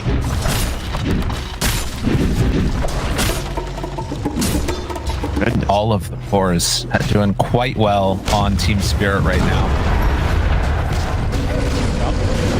The juice. Silence is there. Couldn't get the stun hit. And now Riddies is the one that's maybe going to be in some trouble. You get chased. Look at that pulverize hit. Yeah, that's now they nice. turn instead. And Panto, while he was able to get some jump in. Yeah. Oh, Nico killed Yadaro again. Now the juice turns, wants to hit him. The damage is out though, and PMA not going to be able to finish that. Still, they get the kill on Yadaro on the other side. Dude. Yadaro's just trying to build his battlefield on the other side of the map. There's a Mars and Leshrac killing him. His Primal Beast is out of control, just killing everyone up top. He's at 6,200 gold. He's already bought the Ogre Axe. Yeah, he's a monster right now. There's no doubt about it. Is this it? Like, are we just not going to see the Primal Beast again? I mean, I know they lost game 2 with it, but my God. He is just dominating on this hero. Tower is under attack. It's true. I think there are still problems with it, which might be exploited here in a moment. Like, I still think that like level 6 Grimstroke causes some big issues. Laurel gets silenced. Oh, the Grimstroke! And now the turn with the pendants. Well, Panto is going to kill off PMA. It is a kill onto Riddies, but now Niku is there, finds the stun, finds the kill. He already took a lot of damage. That gives Zayas level 6, so Hand of God is out. Lap still he's got blink in 3, down with 2, Rue. 1. He's out. They're not going to go. Gets him. Just simultaneous kills happening all over the map right now. Dude, Riddies, though, I think people need to take another look at this Grimstroke hero. That turnaround was nuts. Dire's bottom tower. Absolutely massive save. And I mean, that was Laurel's defusal, right? Like, he just busted that out. Now he needs to go towards that BKB. Collapse, what are you going to do, man? You just gonna smoke up with these guys? Like, Panto's got a ridiculous amount of damage on the Shakiro at this point once the Macro Pyre's back up. God, the Juice is stuck in Battle Fury farming land alongside the Troll. Are scanning. Moves back in, sees some heroes. Riddies nearby with Niku ready to jump. They find him. Oh my God, again, Collapse with the little onslaughts. It's those little onslaughts. And look at this. Now the turnaround, he's in trouble on Niku. Wants to do something there. The Diabolic Edict's still hitting, but they do not have the control that they need. Collapse is a master on this hero. Yeah, that was such a quick reaction. And just creating a little space. Oh, he ain't done yet. Nice ink spell, though. Riddies tries to stop it and does manage to survive through. Tower has fallen.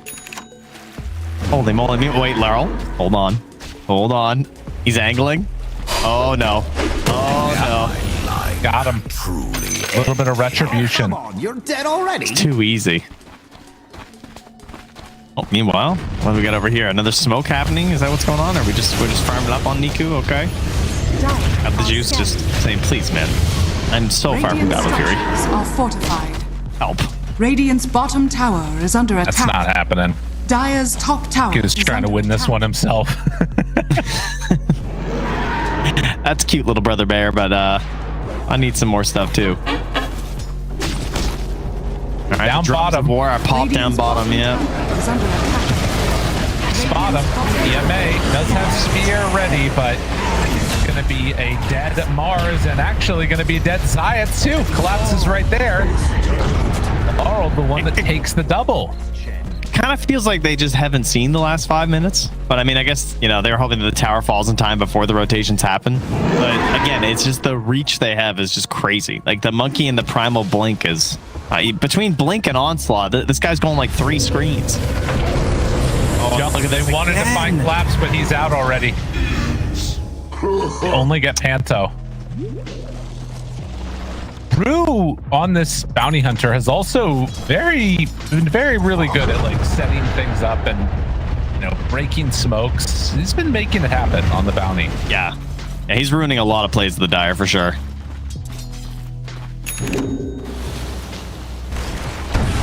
All right, so you've opened up a 5K lead at 15 minutes. Things were relatively even for a while in this game, but now things are just like consistently the trades are going in the favor of Team Spirit, and that's built up this lead.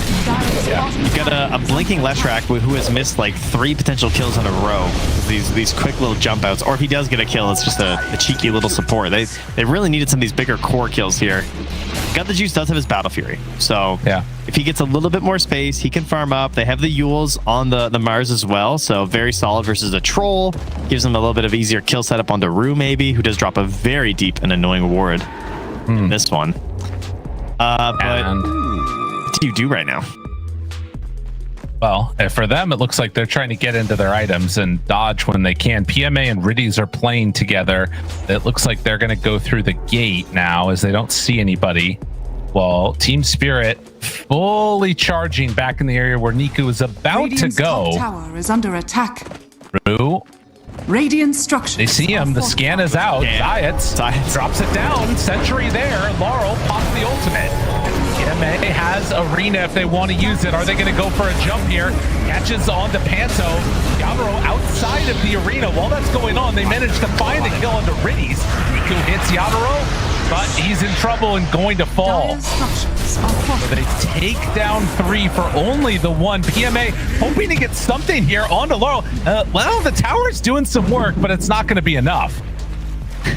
The tier 2 is strong, though. 2 more hits on the Yatoro. He's forced to pop that fairy fire. A little nervous. I mean, I will say we've been glazing Grimstroke a bit. My guy has 3-digit health, 962. Yeah. He got annihilated by just Primal Beast. Like, I mean, there was a little nuke help as well from Rue, but I don't even think he needed the help. Like, I think he can just one-tap him right now. Yeah, this is still the like Dire's Team Spirit shock and awe campaign that feels like it's coming out, where they just try and overwhelm you with early damage. They're going to try and set up onto Panto here, and they should get this one for free as they move in, take the Jakiro. That was really free. I mean, it is still an Ursa. It's something to be considered, but Rue, the way it's going, the D-ward? Yeah, that's going to be an easy one. But like, these kills matter a lot, because if Team Spirit Snowball stops building up, you do, you know, you're still like potentially vulnerable as this game goes later. Radiant. You're gonna D-ward Riddies? He's killing a ward, guys. I don't think they know about it.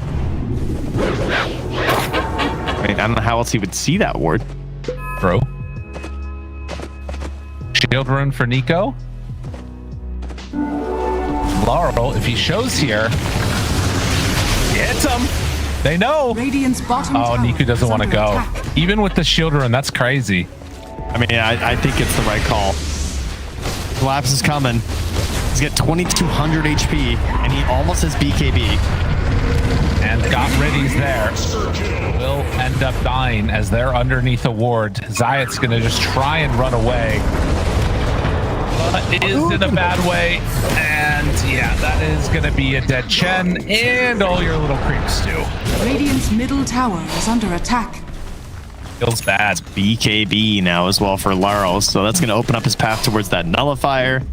Let's try and guarantee some kills, mess with some of the Grimstroke plans.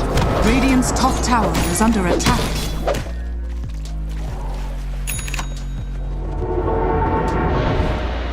Aya done. PMA is about to have a blink dagger. Okay. Niku runs into everybody, mass blinks to get out. Oh, jeez. That was very scary. Yeah, setting up for the Tormentor.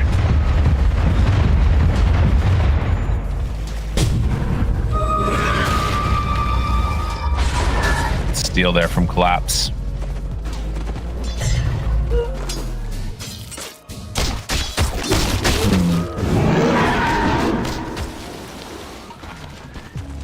Interesting that they're not running straight for the Tormentor. I guess Yadaro's just going to do it himself, I guess?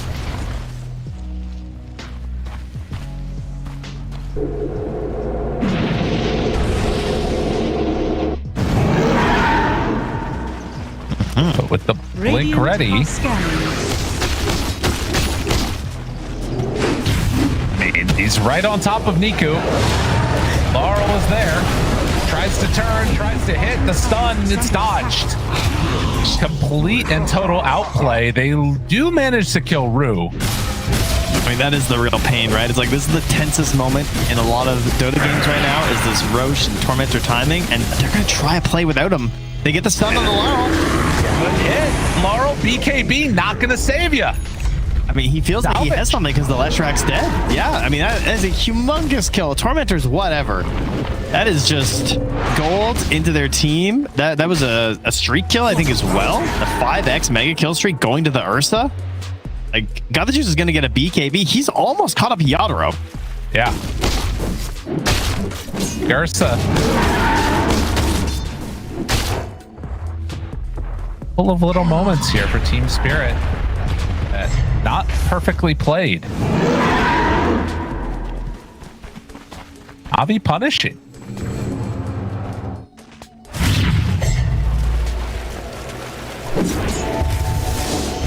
Radiant's middle tower. 8,000 gold lead here. And I don't know. I'm wondering, Yadaro, like these little plays right here, when you jump up there, one of those is going to connect at some point if he's not careful.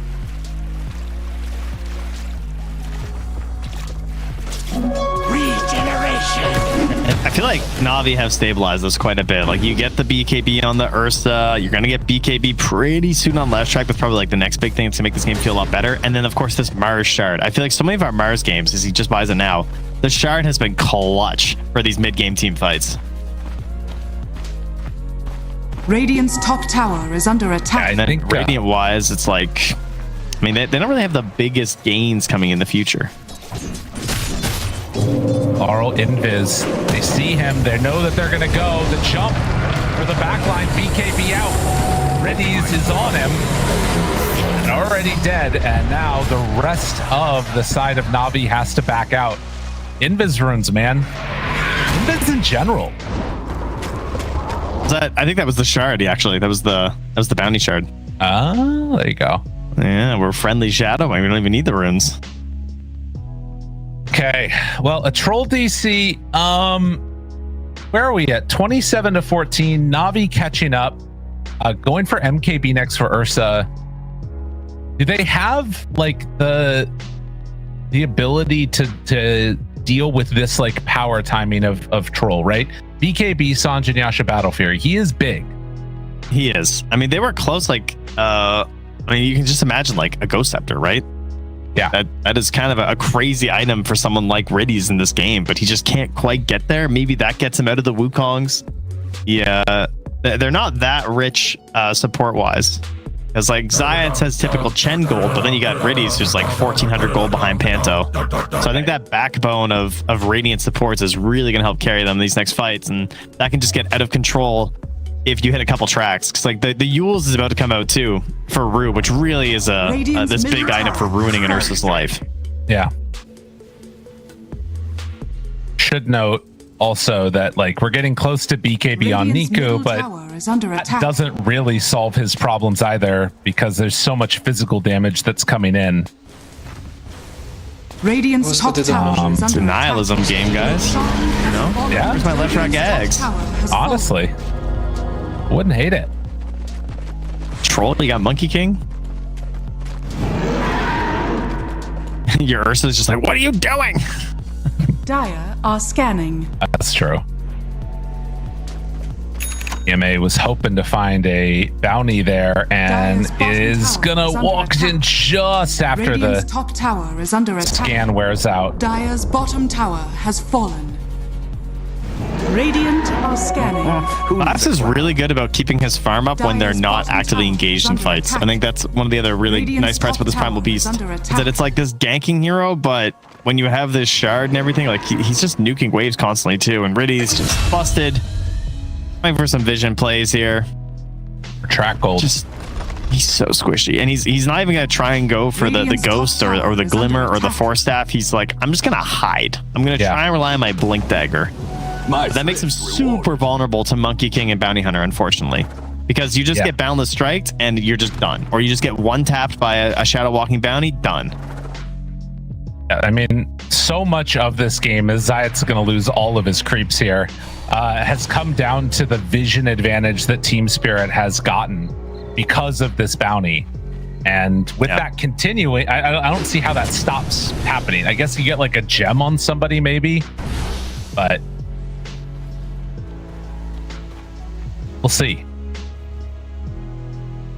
Definitely down now. I've seen comebacks before from bigger leads, but in this series so far, the team that's tended to be ahead has gone on to win. They've been able to close out these matches. Glass playing really interestingly right now. He's just shadowing Yadro, despite Yadro having the Aegis. And he's just following him in the tree line and just thinking like, you know, maybe Na'Vi will do some crazy play where they assume that Troll's alone and we're out smoke ganking and they try and just jump the Troll. And now he's grouped up here with Laurel, with Rue, and they're on a hunt of their own. And oh, Riddy's not again, brother. Middle tower Get out of there. Oh, whoa, but they're TP in right now for Dire's bottom Yadro. tower is under attack. And the BKB jump is not going to connect. They'll find Zayats, but all right, that's Dire's BKB bottom down. tower is under attack. You should have known better. He's wretched. Got an illegal purchase here, Troll Basher. No idea. That's a good point. But that MKB just about completed for Got the Juice. Radiant's courier has been killed. MA gets out of trouble. Avi, they're dodging. All the right things are being done.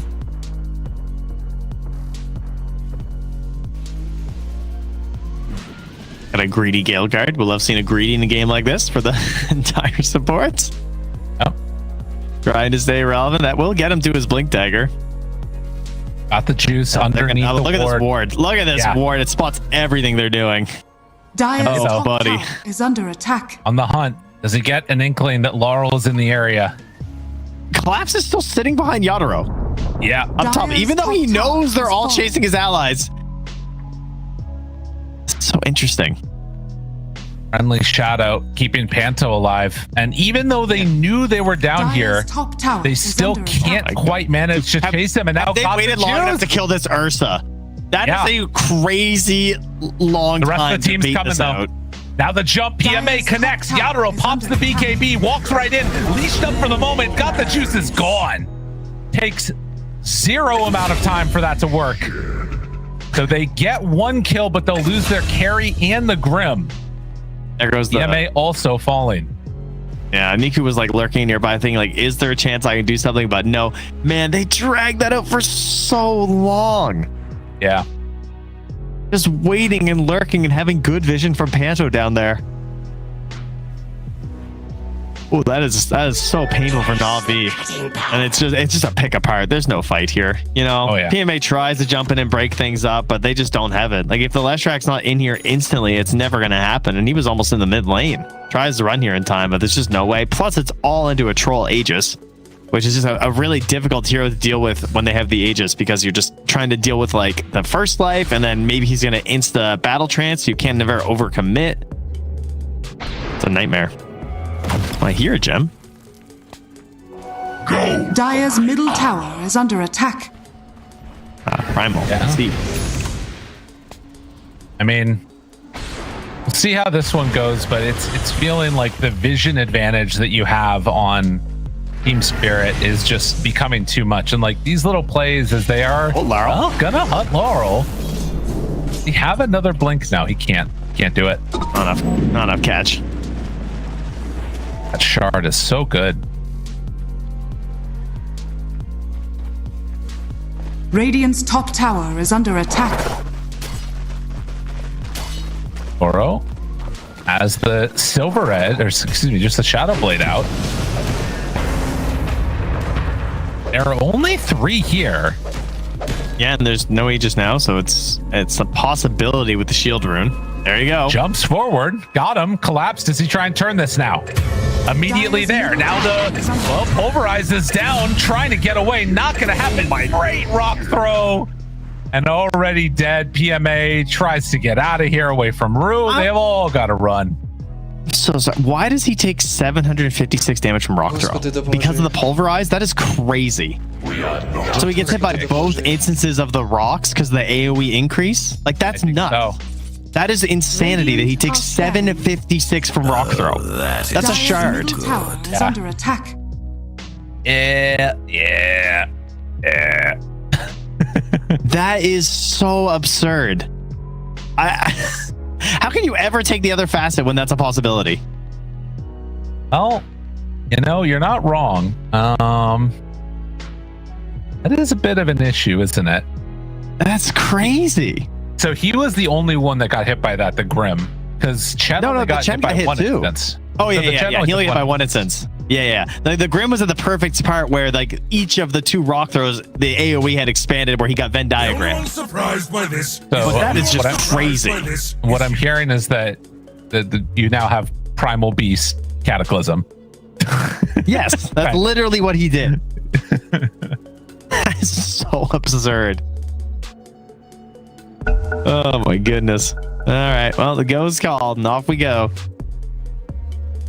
Team Spirit, man. Dire's middle tower has fallen. They're hard to deal with. Arena. Okay. Asunder. Pause, Dota. Just when you thought it was fine, what happens? We love a good pause. Got the juice. It's like 1,000 gold. Okay. Sure. Navi is so back, guys. Never been so back. Tormentor coming up in a second.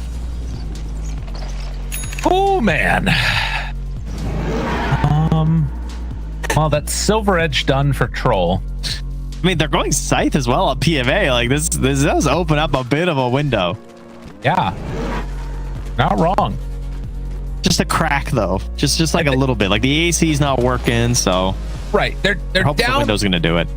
If they win the next fight and get Roche, they're like mega back. It's all good then. But they need to make that happen on Navi for me to really truly believe. I mean, they got level 12 Chen now, so 2 points hand to God. That's pretty good. Hey. It's a decent buff. No, we're scraping. There's a barrel. We're scraping all of it. I mean, Niku level 20 would be huge. That's really the dream if you could get that before the fight for two targets for Edict. Are scanning. And that feels pretty much doubles the damage of this hero. Feels very difficult to get that in the time that they're going to need. Because Roche, well, it's okay. 5 seconds. We'll see what the timer actually ends up being here in a moment. It's going to be 1 minute, 42 seconds. 2 minutes. Wow, nice round number. Couldn't just guess that. No, I feel like I've guessed more than 180 times and I've never been right. Yeah, I think that's the way. I mean, I've been close, but I don't know. It seems like that should be how it works. I feel like I should just get it right after 180 times. Got the statistically. Smoke breaks on him. Toro about to be coming out of invis. They see him now. Zayat's trying to back away. They caught the Chen, but now the jump. Radiant's bottom They tower want to is under fully attack. commit for this Chen here. Answer is yes. He does have buyback in Hand of God. If they Dire's want to middle go now, tower is under attack. there's a big opening. Radiant's Good bottom Chen tower play. Yeah, they is have under to. attack. Right? Rocks. Oh, they have another smoke. Don't have a smoke on hand. They need to find something here. Oh, Mars. Shadow lyrical. It's so good. Now they see got the juice. Quick blink back. Now the jump what forward. are you doing? Hex. Back out. Run. All right, they get away. Still, like, that's not an easy fight at this moment, right? They're going to have Pulverize, but they don't have Wukong for another 40. Or BKB. Like, there's definitely a window where you go for this. I think you need Soulbind Sights, though. I think you got to hit a Soulbind combo, which means your Grim needs to hide. Why are you out here? Go away. Go hide in your base, dude. You have a Blink Dagger. Use it. The juice. The jump is there. BKB. Where's the reaction? They don't have it. You can see a range jump, but just eliminated. And Niku didn't stand a chance. They jump in. They had BKBs on some of their heroes, and they went on the perfect target. Now, it's like that. Niku's back, trying to find the damage. Do they have enough? Oh, the stun is there, but the honor roll. He's gonna live. He's going to live. They try and do something, but it is to no avail. Team Spirit too strong. And will they even burn down Rue? He Yule Scepters to dodge some of the damage, pops his stick, and Collapse pushes him out of the way with the onslaught. Wait, he's dying? Oh my god. When you learn French in Canada, because you don't have the best French teachers because you grew up in rural Nova Scotia where there's no French people anyway, one of the key things they teach you is, you know, I am is je suis, and I have is j'ai. Okay? Okay. So one of the common mistakes when you're finished your work is you say je suis fini. Yeah. That means I'm dead. I'm finished. It means you've perished. So in this case, it's more of a je suis fini rather than a j'ai fini. You're welcome, everyone. Educated in the loss here. It's tough, you know. Yeah. It's you got to find something to tack onto, and Radiant's bottom tower is under attack. I'm not sure if that was it, but it's what we got. Just with the knee, you know? Yeah, definitely. All right, they got 10 seconds to kill Roche. I think they're gonna make it, as we will claim the Aegis for Itoro, and Abi nowhere left to go.